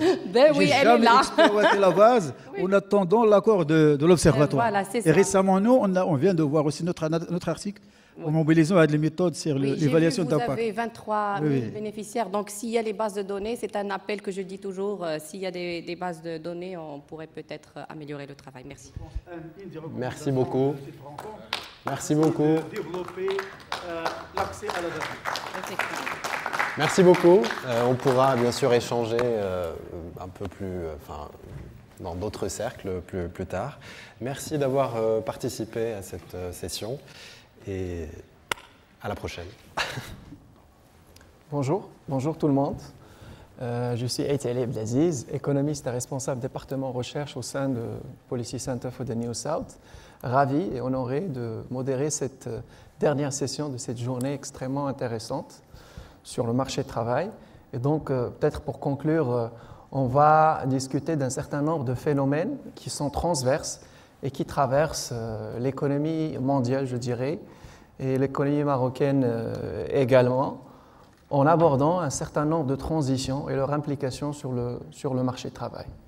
Et donc, nous allons aborder les questions démographiques et leur implication sur le marché du travail avant de passer d'un phénomène, d'une autre transition, plutôt un choc que je dirais qui affecte l'économie marocaine à différents niveaux, qui est celui de l'intelligence artificielle, avant peut-être de conclure avec le coussin de sécurité qui peut agir dans un certain nombre de cas pour fluidifier la transition et faire en sorte que cette transition soit juste et soit optimale d'un point de vue économique. Donc peut-être sans trop tarder, je donne la parole à notre professeur Aziz Ejbilo, qui est professeur à la faculté gouvernance, économie et sciences sociales. Donc professeur, la parole est à vous. Je vous rappelle que vous aurez 10 minutes pour présenter vos propos. Merci Seyed Ali. Très bien. Voilà, je vais vous présenter en fait les conclusions d'un papier qu'on a rédigé ensemble, c'est Karim et moi, à partir d'un constat. C'est d'abord à partir d'un constat qu'on a observé au niveau de la fécondité. Donc je ne vais pas parler de la démographie d'une façon globale, mais je vais parler surtout en fait d'un phénomène, une des composantes principales en fait de la croissance démographique, à savoir la fécondité. Un constat, et puis voilà, quelle dynamique du marché de l'emploi par rapport à la fécondité et quelle évolution future. C'est ça, c'est ma présentation. Alors, ce qu'on a constaté, c'est que d'abord, il y a une baisse de la fécondité, comme vous le savez tous, en fait, depuis les années 60. Et cette baisse-là a continué jusqu'à 2010. de telle manière qu'on atteint en 2010 des niveaux très bas, particulièrement au niveau de milieu urbain, et qu'en dessous même de taux de remplacement qui est fixé à 2,1. Et le niveau atteint par le milieu urbain, c'était 1,8 à peu près. Et puis, on a observé un changement de comportement à partir de 2010. D'abord, la première période, 62, bon, les années 60, 2010, là, c'est un schéma classique, en fait, de baisse de la fécondité, normal, en fait, a été observé partout, à travers le monde, et à travers l'Afrique du Nord, qui est dû tout simplement à un changement des facteurs socio-économiques, à savoir d'abord l'éducation de la fille. 2, c'est l'activité économique, plus l'urbanisation, plus le changement au sein de la famille, plus un certain nombre de changements qui ont poussé vers ce niveau-là de fécondité. Mais ce qui est très important, en fait, c'est de voir cette stagnation, ou bien voire même une petite augmentation, parfois, au-delà de 2010. Alors, gardez 2010, en fait, en tête, parce que c'est très important. Il va revenir chaque fois, cette date qui va revenir chaque fois au niveau de la discussion. À partir de 2010, vous voyez, donc, les données dont on dispose, ce sont les données de recensement, des enquêtes. La dernière donnée qu'on a, c'est 2019, c'est celle de l'ONDH. Mais vous voyez, en fait, il y a une confirmation chaque fois de cette stagnation, voire même une légère augmentation, en fait, de la fécondité, notamment au milieu urbain. Alors, qu'est-ce qui s'est passé d'abord avant 2010? Avant 2010, c'est une évolution normale, concordante avec la baisse de la fécondité, à savoir l'augmentation de l'âge au mariage. Donc l'âge au mariage a augmenté partout, en fait, au Maroc, quelles que soient les catégories socio-économiques, quels que soient, en fait, les milieux, jusqu'à 2010. Regardez, en fait. Alors, cette augmentation de l'âge au premier mariage, ça a été démontré, en fait, c'est le facteur le plus déterminant pour la baisse de la fécondité. C'est très important. Elle explique plus de la moitié, en fait, de la baisse de la fécondité durant les années 80 et 90. Et c'est ça qui a fait bouger, en fait, l'ensemble de la fécondité, en fait, entre 1960 et 2010. Bien entendu, en fait, il y a, à côté de l'âge au premier mariage, il y a la prévalence contraceptive, c'est-à-dire il y a le recours de plus en plus aux moyens contraceptifs comme un facteur qui prend le relais après le mariage. Et puis, voilà, la fécondité continue à baisser. Alors, tout ça, c'est des facteurs socio-économiques. Ça, c'est un schéma classique, normal, en fait, et qui renvoie à ce qu'on appelle la transition démographique au Maroc, qui a été vécu pendant les années, ça a commencé pendant les années 70, et puis 80, et puis 90. Je pense que c'est un schéma, en fait, qu'on ne peut pas discuter. Au contraire, en fait, c'est le schéma normal, suite à un engagement, en fait, de la part de vos pouvoirs publics pour agir sur la fécondité et la variable démographique de façon générale. Mais le problème, c'est que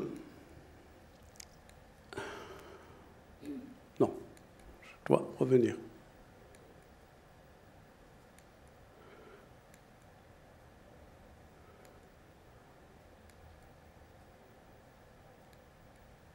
Oh là là, non. Le problème, c'est que vous avez, à partir de 2010, un âge au mariage qui baisse. À partir de 2010. Malgré, en fait, le niveau socio-économique, malgré, en fait, les mêmes conditions. Mais avec une variable qui est là, qui s'impose, à savoir l'éducation. Donc, il y a beaucoup de filles qui sont à l'université aujourd'hui. En principe, l'âge au premier mariage, il devrait augmenter davantage. Mais il baisse, il commence à baisser à partir de 2010. Et là, nous avons en fait les deux enquêtes 2011-2018 élaborées par le ministère de la Santé qui ont démontré en fait comme quoi l'âge au mariage se réduit un petit peu entre 2011 et 2010, quel que soit en fait le niveau d'éducation, quel que soit le milieu. Donc, regardez en fait ce qui s'est passé avant 2010. C'est très bien, parfaite corrélation entre la baisse de la fécondité et l'augmentation de l'âge au mariage et l'augmentation de l'utilisation des moyens contraceptifs. Puis à partir de 2010, voilà, vous avez une stagnation, vous avez une légère augmentation et vous avez également le mariage qui revient à l'explication, c'est-à-dire qu'il y a, un recul de l'âge au mariage, une baisse de l'âge au mariage. Donc finalement, l'âge au mariage, il continue à jouer son rôle au niveau de la baisse de la fécondité. Autrement dit, il incite peut-être, c'est un facteur qui pourrait être en fait à l'origine de cette incitation à la stagnation, voire même à l'augmentation. Pourquoi? C'est parce que, et même les moyens contraceptifs, c'est 70%. 70% des femmes utilisent les moyens contraceptifs aujourd'hui. Alors on est allé plus loin pour voir en fait est-ce qu'il y a une relation avec le marché du travail. Alors regardez en fait les trois courbes. Trois courbes. La courbe de l'indice de fécondité, une baisse jusqu'à 2010 et puis une augmentation. La courbe des taux de chômage, c'est là où je disais tout à l'heure, en fait, il faut aller en profondeur, en fait. C'est par groupe d'âge et vous allez voir, en fait, un autre comportement qui s'installe. Et regardez, en fait, le taux de chômage chez les femmes âgées de 15-24 ans et le taux de chômage chez les femmes âgées de 25-34 ans. Donc, il y a une concordance parfaite entre les trois courbes et regardez ce qui s'est passé. Donc, combiner ça avec l'âge au mariage, on comprend en fait comme quoi je suis au chômage. J'ai un diplôme, mais je suis au chômage. Qu'est-ce que je dois faire? Et par exemple, je peux me marier. Donc, c'est-à-dire que je vais faire le choix du mariage. Et dans ce cas-là, je vais avoir des enfants. Et je reste toujours au chômage. En attendant, en fait, un travail. Donc, regardez ce qui s'est passé. Bon, si on prend, par exemple, 25-34 ans, ça, c'est automatique, comme exactement ce qu'est entre 15 et 24 ans. Alors, 15-24 ans, il y a une partie, en fait, qui est due à l'enseignement supérieur et il y a une partie qui est due, par exemple, au NEET qu'on a discuté tout à l'heure. Donc, la dynamique du marché du travail a un impact très important, en fait, sur le comportement procréateur. C'est-à-dire, aujourd'hui, on doit faire attention à cette question-là, c'est que on ne peut pas expliquer des choses comme ça, tout simplement c'est parce que, bon, en fait, la femme, mais il y aura un impact même sur le comportement de la femme, et ce comportement-là, il peut se traduire à travers le mariage, et il peut se traduire également à travers, en fait, la fécondité qui est là, en fait. Bon, elle est là, il y a un changement, il y a une petite augmentation qui est là. Est-ce que, la question maintenant, est-ce qu'elle va augmenter pour l'avenir? Est-ce qu'on peut s'attendre à une augmentation pour l'avenir? C'est difficile de se prononcer clairement sur la question. Ça on l'a dit. On l'a dit, on attend le recensement prochain, en fait, pour confirmer ces données-là. On attend le recensement prochain, mais en fait, on a été voir une question qui a été posée dans une enquête.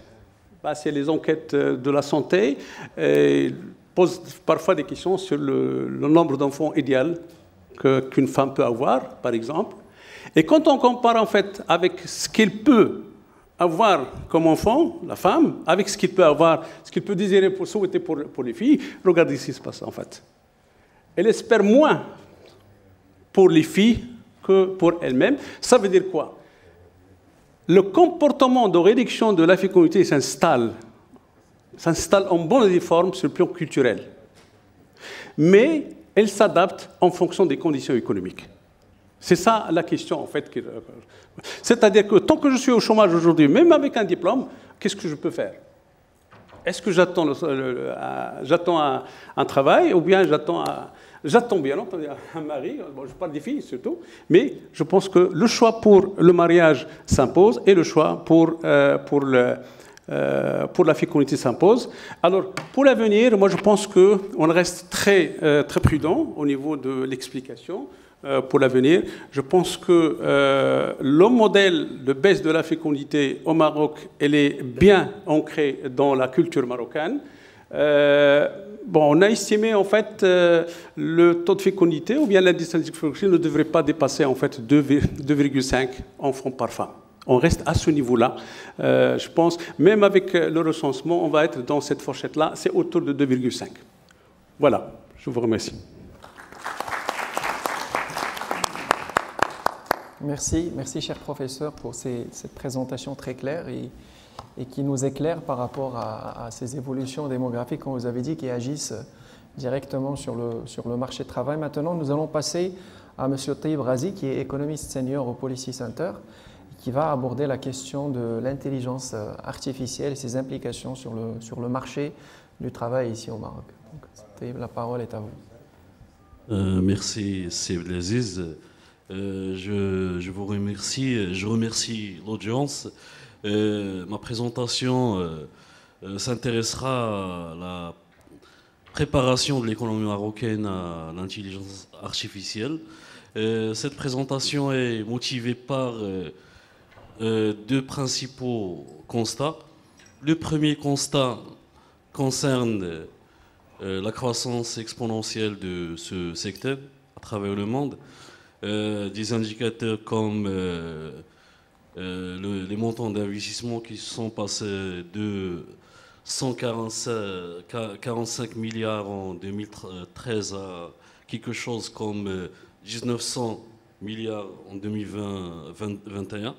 Le nombre de lois votées et programmées qui est passé à peu près de une loi à 37 lois. Tout ça pour dire que le phénomène est là, il s'est installé ces dernières années et qu'il y ait une réalité qu'on doit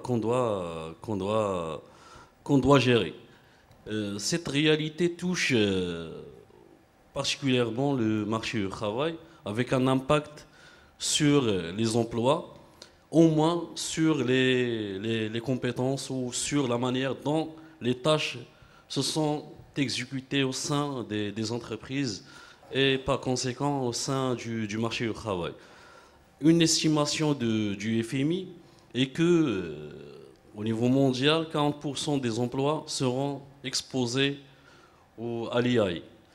Dans les pays à revenus intermédiaires et les pays à revenus faibles, ce taux d'exposition varie entre 25 à 30%, notamment à cause de la faible adoption de la technologie et la faible préparation de l'infrastructure pour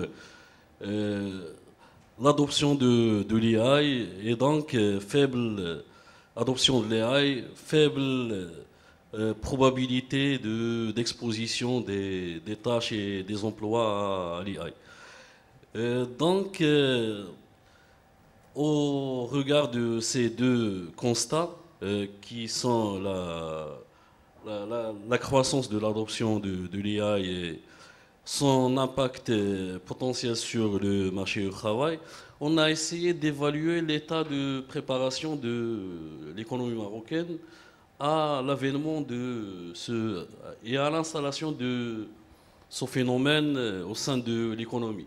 On a opté pour une évaluation qualitative à travers un certain nombre d'indicateurs, notamment une grille d'analyse qui s'est appuyée sur deux batteries d'indicateurs. Les indicateurs dits fondamentaux, qui sont l'infrastructure numérique, capital humain et la préparation des politiques du marché du travail. Il y a aussi les éléments de deuxième génération qui sont l'innovation, l'intégration économique, réglementation et éthique. Dans notre investigation, nous nous sommes concentrés sur la première batterie d'indicateurs, à savoir capital humain, infrastructure et politique du marché du travail. Nous allons présenter par la suite ce qui ressort de notre évaluation qualitative.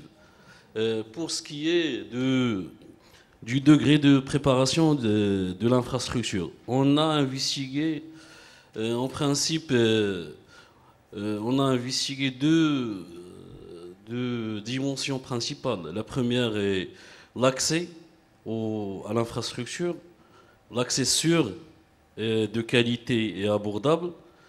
Et on a investigué le degré de préparation de l'écosystème de l'e-commerce, à la fois l'écosystème, sa composante privée que sa composante publique.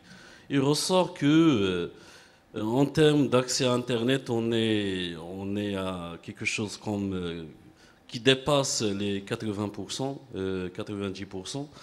Mais sur les autres indicateurs, notamment la disponibilité de serveurs Internet sécurisés pour 1 million d'habitants, on est à quelque chose de comme 450, qui est bien inférieur à la moyenne mondiale de 11 000 et bien inférieur à la moyenne des membres de l'OCDE qui est de 60 000.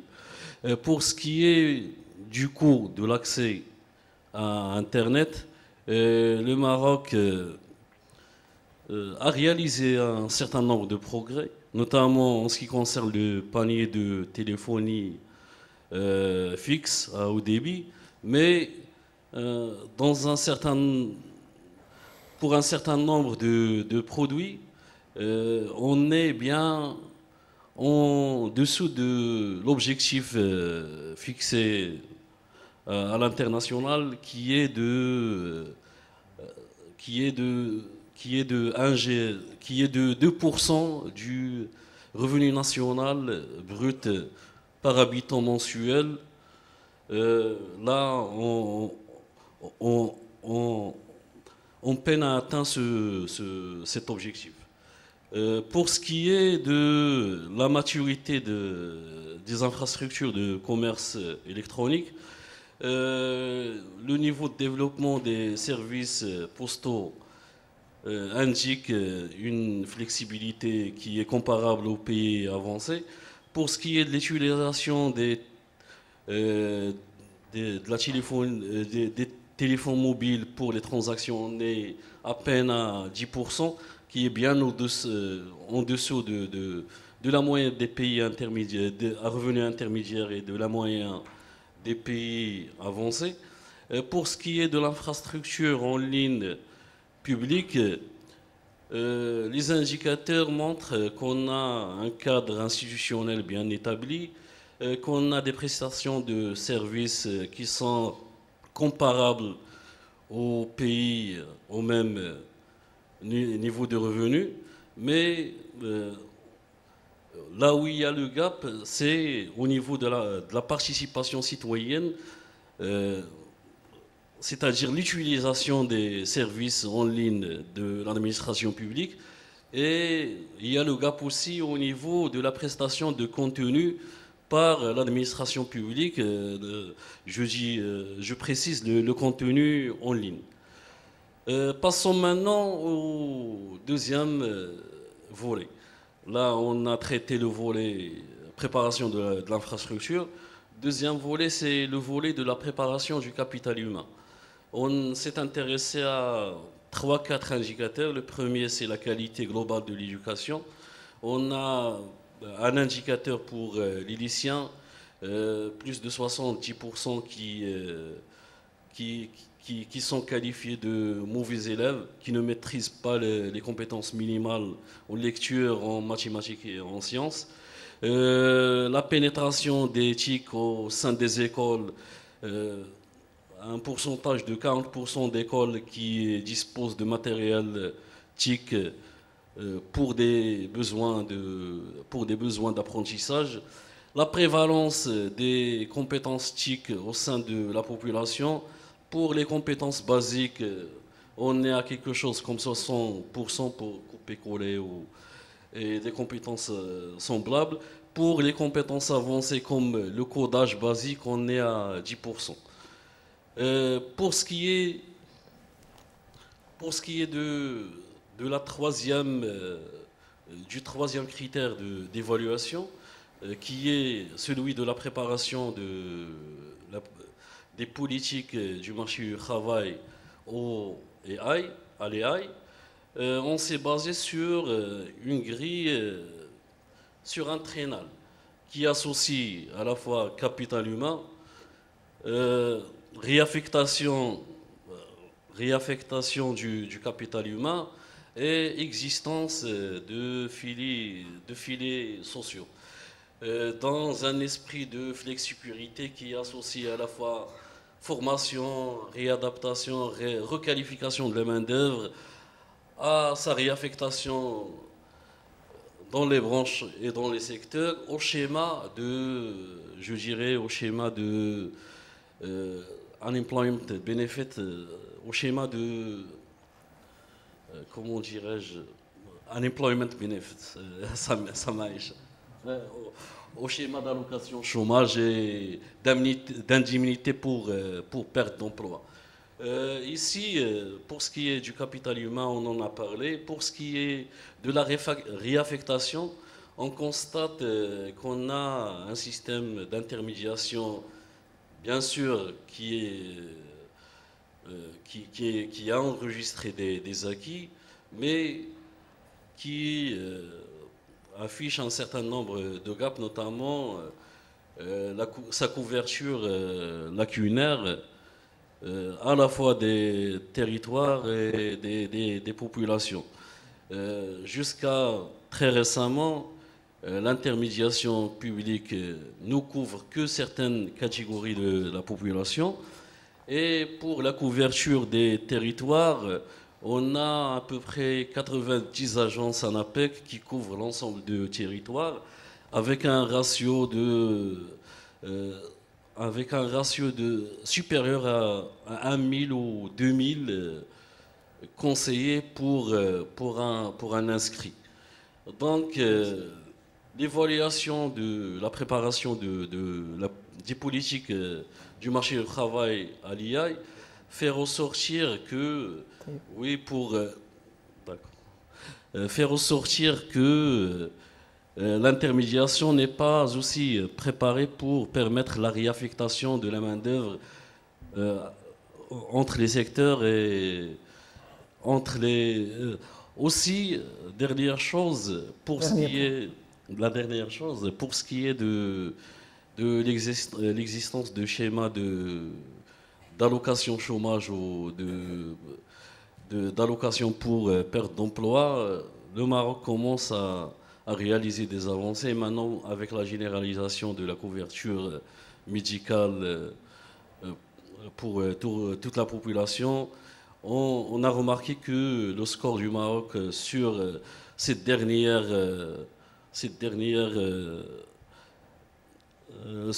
critère d'évaluation s'est amélioré depuis 2015 jusqu'à 2021. Merci. Merci, c'est Taïeb. Et donc, ça nous fait une très belle transition vers la troisième présentation. On va aborder cette question. Donc, c'est Hamza, la parole est à vous. Bonjour tout le monde, c'est un grand plaisir d'être là aujourd'hui avec vous pour vous présenter le rapport sur l'informel au Maroc et que nous avons réalisé dans le cadre d'une collaboration avec la Banque mondiale et que nous remercions de ce point. Donc, je pense, quand on parle aujourd'hui de la question de l'informel, souvent on a tendance à diaboliser le secteur informel. Donc, le secteur informel, il joue un rôle de filet de sécurité sociale pour plusieurs travailleurs au Maroc. Il permet de pallier à certaines défaillances du marché du travail qui n'arrivent pas à la fois d'absorber quantitativement et qualitativement les nouveaux arrivants sur le marché du travail. On parle de 400 000 nouveaux arrivants chaque année sur le marché du travail. Et du coup, donc, le secteur informel, il permet de pallier une bonne partie de ces travailleurs. Donc, le troisième point, c'est que le secteur informel, c'est un stabilisateur automatique des chocs pendant des périodes de récession et de crise économique. On l'a vu où, par exemple, au moment de crise, il y a beaucoup de personnes qui perdent leur emploi et s'orientent vers le secteur informel pour trouver un emploi. Ceci n'est pas toujours le cas. On l'a vu avec la Covid, où une grande majorité de la population s'est retrouvée du jour au lendemain sans ressources et sans l'aide de l'État. Donc le secteur informel aurait pu être plutôt déstabilisateur que stabilisateur de l'économie. Donc maintenant, quand on parle de pourquoi c'est une question préoccupante pour ce niveau élevé d'informel aujourd'hui au Maroc, pourquoi c'est préoccupant pour l'économie nationale. D'abord, des niveaux élevés de l'informel, ils ont des implications négatives pour les systèmes de protection sociale. Surtout aujourd'hui, on parle de la généralisation de la protection sociale. Et donc la réussite va dépendre de l'augmentation de la mutualisation de risques. Et cela passerait en partie par une augmentation de la capacité contributive du système et aussi en partie par la formalisation de l'économie informelle. Deuxième point, c'est que l'informalité est mauvaise pour la croissance et la productivité. Parfois, la concentration de la production dans des petites entreprises qui manquent de moyens de production sophistiqués peut freiner un peu la croissance de la productivité et freiner un peu le pays dans un niveau de croissance de bas niveau, on parle de middle income trap, et le troisième, c'est que l'informel érode l'assiette fiscale. Donc concernant cette présentation, tout brièvement, je vais parler de 3 points. Le premier point, c'est quelques faits stylisés sur l'informel aujourd'hui au Maroc. Deuxième, c'est par rapport à la structure globale des incitations et comment la structure globale des incitations agit sur l'informel, et puis quelques recommandations politiques. Donc par rapport au premier point, d'abord le niveau d'informel aujourd'hui au Maroc est élevé. On parle en 2018 de près de 77% de l'emploi total, il était d'une manière informelle. Ici, la définition, ce sont des travailleurs qui ne disposent pas de couverture sociale. Avec le chantier depuis 2018, il y a beaucoup de choses qui ont été réalisées. On pourra parler de cela. Donc le rôle, comment la généralisation de la couverture sociale va impacter ces niveaux, ça c'est le premier fait stylisé. Deuxième, c'est que ce que nous avons remarqué, malgré une augmentation très significative le PIB qui a presque doublé sur la période 2000-2018, l'informalité n'a baissé que près de 8 points de pourcentage. Et donc, miser trop sur la croissance n'est pas très, très important. Et donc, je pense qu'aujourd'hui, il faut essayer de voir un peu question réglementation et on voit qu'on peut parler par la suite pendant les Q&A. Le troisième point, c'est que et préoccupant et stylisé, c'est qu'il y a plus de travailleurs salariés informels dans le secteur privé que de travailleurs formels. Et ceci est très préoccupant.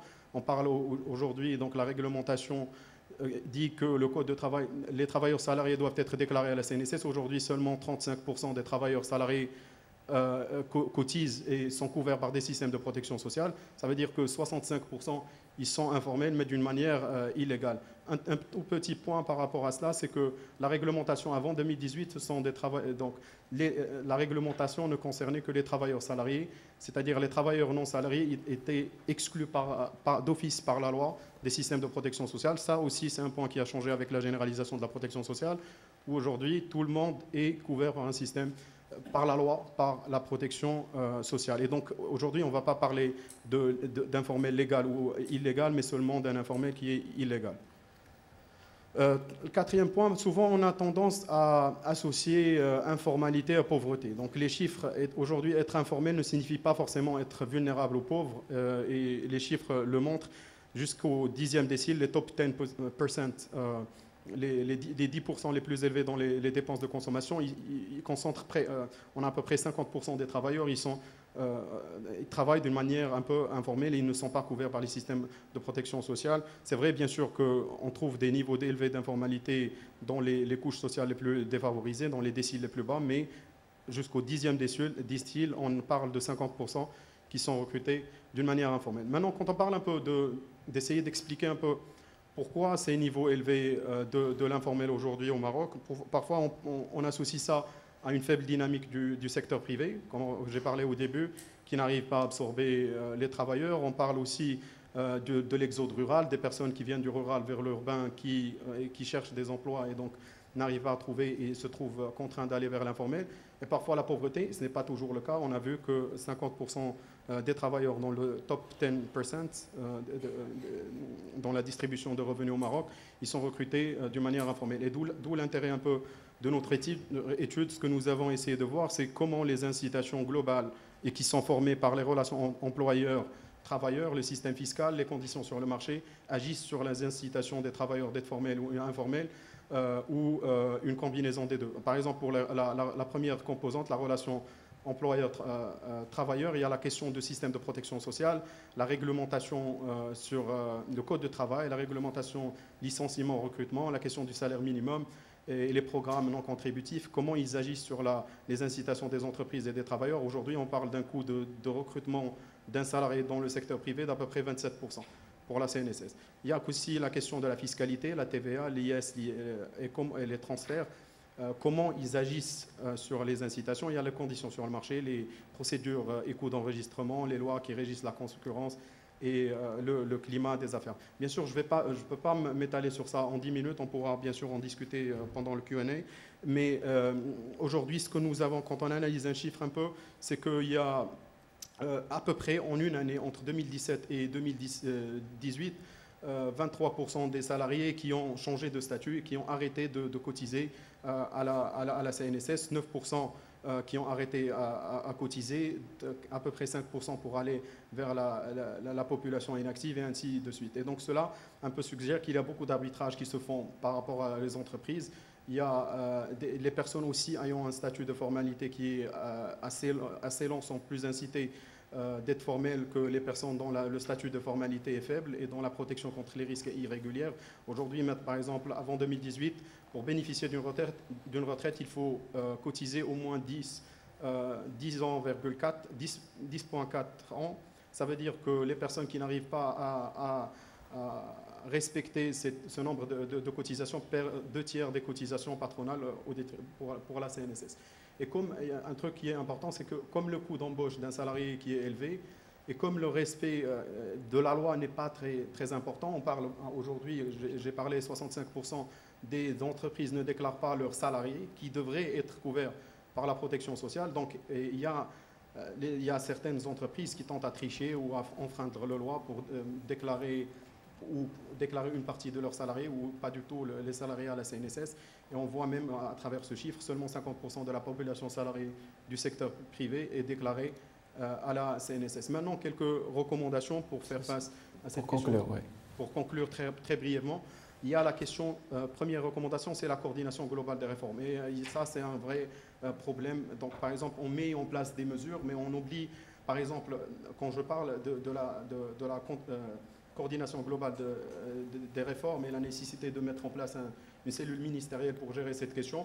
Parfois, par exemple, je peux mettre une assurance non je peux, par exemple, réduire, par exemple, la réglementation, flexibiliser le marché du travail pour encourager les entreprises à recruter. Et dans un autre contexte, le ministère vient, par exemple, mettre des régimes spéciaux qui peuvent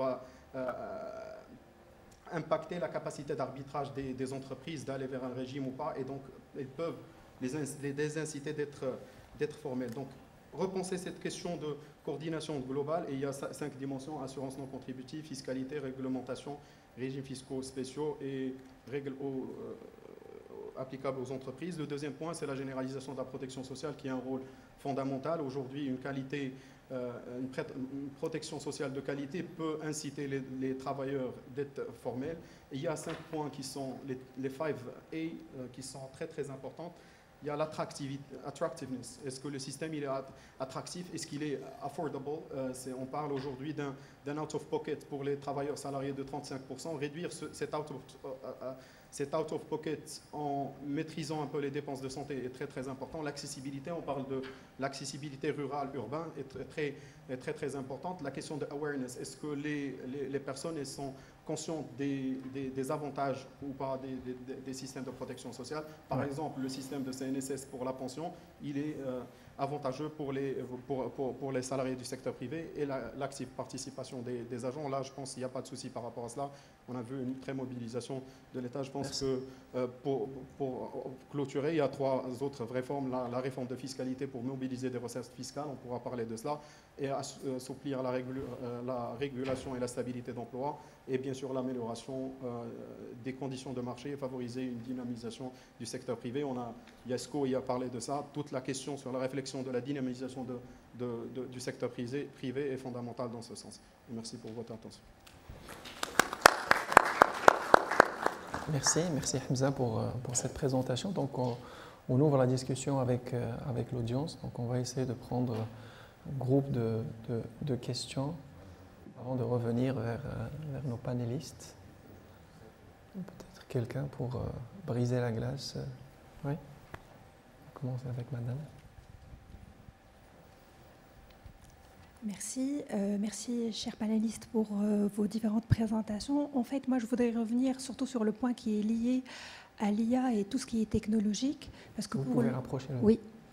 Parce que pour le moment, je suis en train de mener une étude sur tout ce qui est enseignement, et là, je m'oriente directement vers professeur Taïeb. Quand vous avez parlé de tout ce qui est programme de formation pour les jeunes, c'est-à-dire pour les apprenants au niveau du primaire, collège et lycée, et vous avez parlé d'un taux très faible, je ne me souviens pas, c'est-à-dire par rapport à l'enseignement de ces programmes. Alors moi, je voudrais aller plus haut, au niveau macro, au niveau des décisions politiques. Et je peux parler ici au niveau du Maroc. Il y a une stratégie qui a été développée 2015-2030. Et il y a un plan d'action quinquennal qui est lancé chaque année, le dernier 2022, si ma mémoire est bonne, 2022-2026, pour développer l'infrastructure des établissements publics et aussi développer les programmes de formation numérique. Alors maintenant, moi j'ai comme une confusion dans ma tête, parce que quand vous évoquez ces chiffres et quand moi je vois ce qu'il se fait au niveau du Maroc par rapport au programme de formation, par rapport au budget alloué, par rapport aux différentes initiatives, notamment liées à l'IA. Alors, la question que je voudrais vous poser, à votre avis, où se trouve le problème? Donc, il y a une stratégie, il y a une infrastructure, il y a des programmes, et quand on vient au niveau au niveau du terrain, on trouve ce décalage. Et je vous remercie. Merci. Peut-être une... Oui.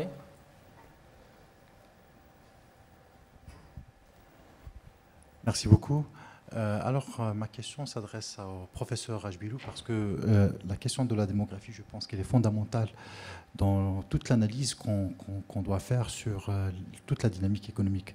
Je reviens à un constat parce qu'il y a le taux de fécondité qui baisse, mais aussi le constat selon lequel la population des jeunes âgés entre 15 et 24 ans, des jeunes femmes et des jeunes hommes ou des jeunes enfants qui n'a pas, je dirais, les mêmes proportions d'accès à l'école.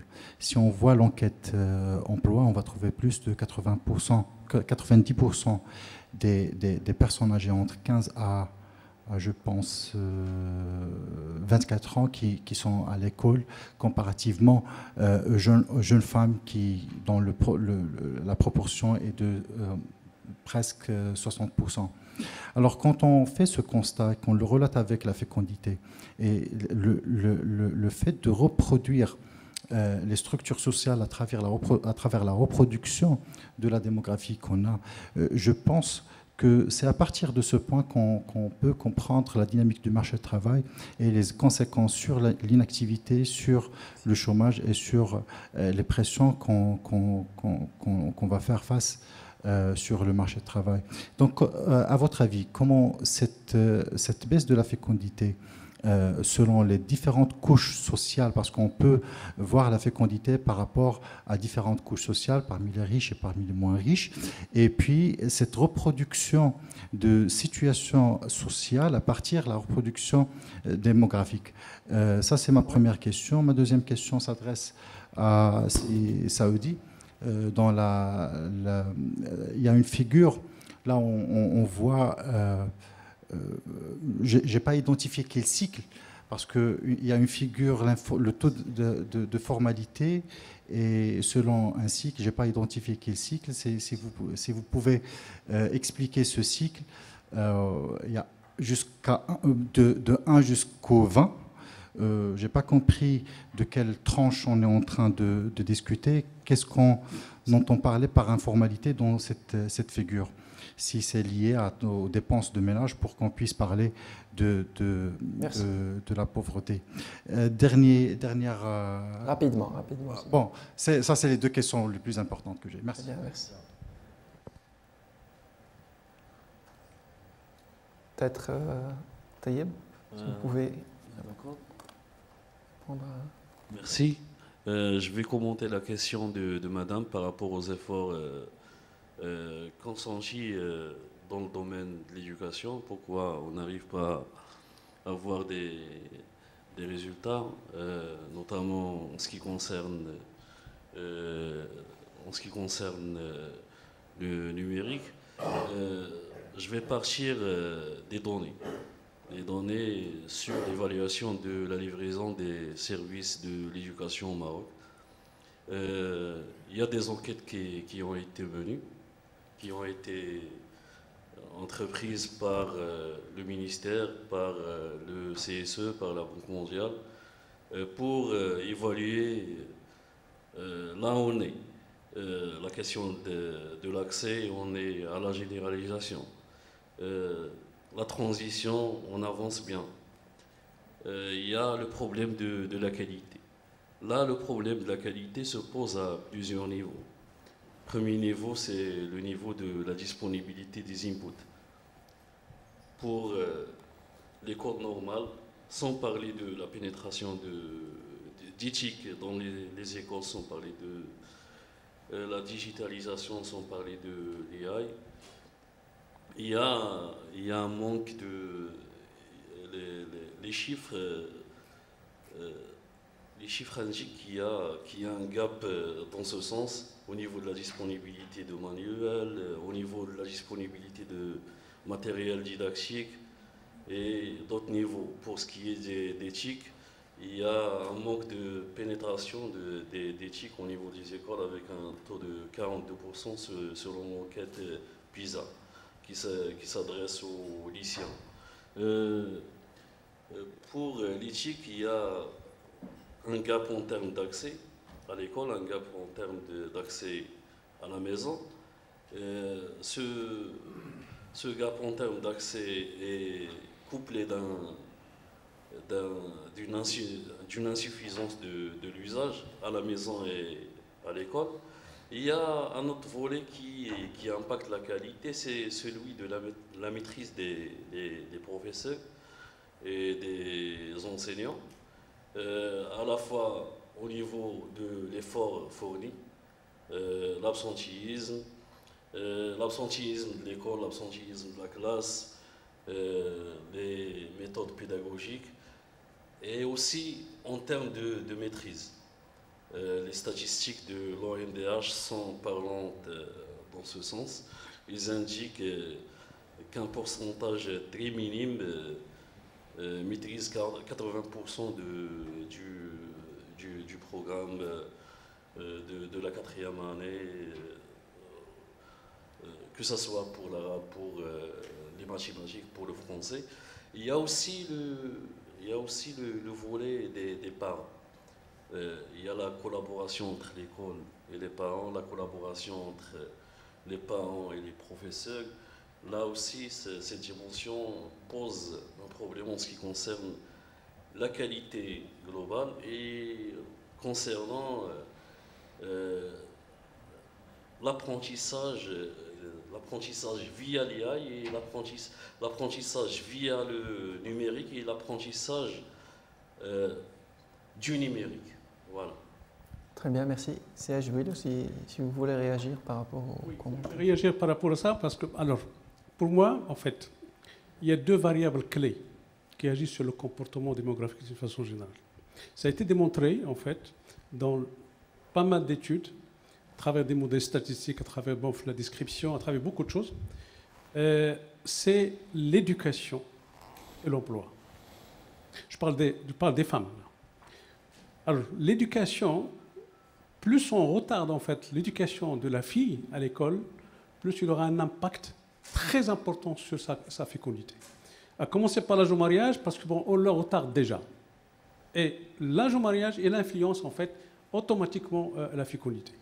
Donc cette variable-là, c'est cette variable qui donne plus de pouvoir en fait à la femme de raisonner en termes de quantité et de qualité. Ça c'est le nœud en fait de la décision, avoir beaucoup d'enfants ou bien avoir moins d'enfants. Mais le problème, c'est que c'est insuffisant.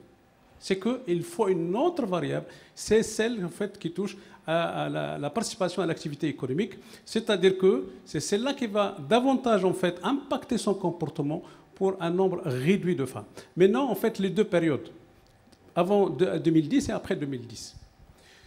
Nous avons la variable qui est dans les deux période, à savoir celle de l'éducation. Au contraire, l'éducation s'est renforcée davantage. Par contre, en fait, il y a un recul au niveau de l'activité économique de la femme. Et c'est ça qui a fait la différence entre les deux périodes, avant 2010 et après 2010. Alors, quand on compare les différentes catégories socio-économiques, c'est exactement le même schéma de baisse, que ce soit avant ou bien après.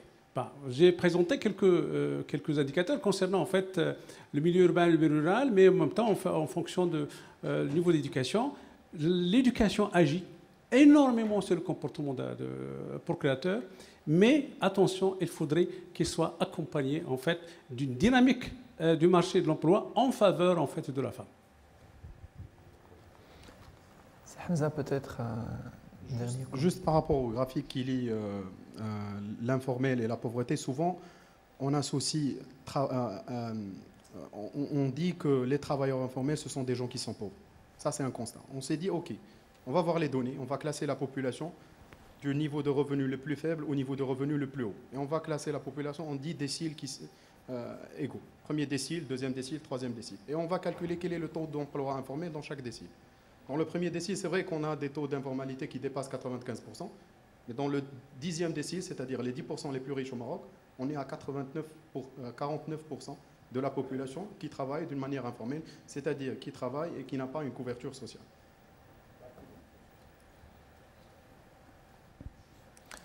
Merci. Donc, s'il n'y a plus de questions, on va remercier nos panélistes, l'audience, pour leur interaction. Merci.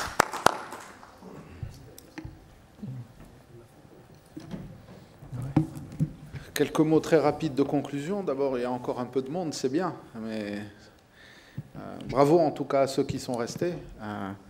C'est pas simple si on veut comprendre ces questions. Ça demande de labourer. C'est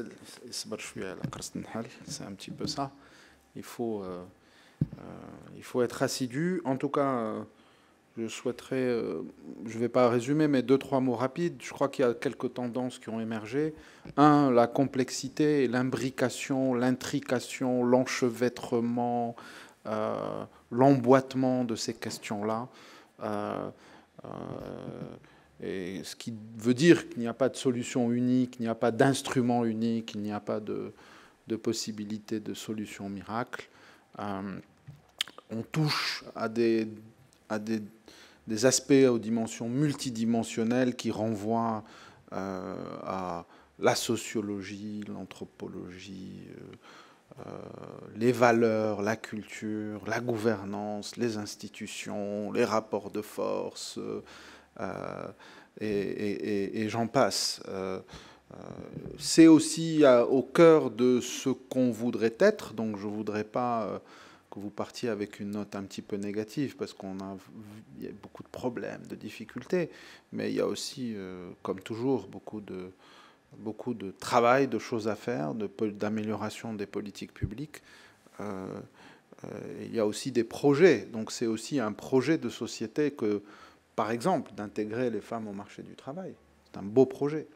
Il ne faut pas juste le constater, il faut comprendre pourquoi. Si elles le souhaitent, bien sûr, et on ne va pas faire du travail forcé à qui que ce soit, mais à mon sens, elles le souhaitent autant que les garçons, à mon avis, comme ça. Et donc voilà, un objectif presque sociétal à donner aux politiques publiques. Et je crois que ce qui est donné par la vision royale sur l'élargissement et la généralisation du dispositif de protection sociale dans des composantes très larges vise à corriger ce type d'inégalité structurelle, puisqu'elle intègre de nombreuses dimensions. Je crois aussi que tout ça est inspiré par le monde post-Covid, où ce choc a induit dans les sociétés une demande d'état social, une demande de protection. On a été l'un des premiers, je crois, au Policy Center à évoquer ce terme avec l'ensemble des collègues, qui correspond aussi ici à une aspiration de qu'est-ce qu'on veut faire ensemble, nous, Marocains, dans notre pays, dans ce contexte et cet environnement actuel en 2024. Donc je crois que ces débats-là ne se déroulent pas de manière abstraite dans le temps. J'espère que ça, on a pu féliciter tous les collègues et tous les amis, tous les contributeurs au panel. J'espère que ça vous a permis de repartir avec beaucoup de choses en tête et inspirer vos recherches, inspirer vos futurs projets, mais aussi vous inspirer en tant que citoyen sur des dimensions essentielles pour notre futur. Je crois que tout à l'heure, Sitourami a posé une question assez simple, c'est-à-dire si soudainement le taux de participation passait de 19% à celui des hommes ou à la moyenne des deux, qu'est-ce qui se passerait dans l'économie? ce qu'on appelle un thought experiment, mais qui est intéressant. Je crois, et pour conclure, qu'il y a quelque chose qui est apparu aussi à plusieurs moments de la discussion, c'est le caractère central et essentiel des données pour fabriquer des politiques publiques, faire des constats et fabriquer des politiques publiques qui soient efficientes. Donc vous avez vu à certains moments des données un peu datées. C'est pas que nos amis qui présentaient des papiers n'ont pas fait leur boulot, c'est juste que les données ne sont pas nécessairement disponibles. Je crois que ça, c'est quelque chose qui est essentiel, puisqu'on parlait à la fin de digitalisation. La digitalisation, c'est la data. La data, aujourd'hui, c'est un secteur de l'économie à part entière, avec ces technologies génériques qui irriguent l'ensemble de nos économies et de nos politiques publiques. C'est quelque chose d'essentiel auquel il faut apporter un soin particulier, puisque la concurrence, la compétition se jouera aussi sur ces aspects-là. Quelle disponibilité, quelle qualité, quelle gouvernance, quelle vitesse de mise à jour, etc. Donc il ne me reste plus qu'à vous souhaiter une bonne soirée et à vous remercier d'avoir été là, surtout à ceux qui sont encore là, les plus endurants, et à remercier mes collègues de Policy Center, toute l'équipe derrière qui fait en sorte que tout ça fonctionne bien, qu'on soit bien reçu. Donc je pense que c'est essentiel de les applaudir. Je pense que... Et je vous donne donc rendez-vous pour... il y aura d'autres choses entre-temps, mais pour notre important événement qui est le Africa Economic Symposium. Et puis si vous voulez fêter avec nous les 10 ans de Policy Center, ce sera la semaine du 15. Et c'est sur notre site internet. Voilà, je vous souhaite une excellente soirée et à bientôt.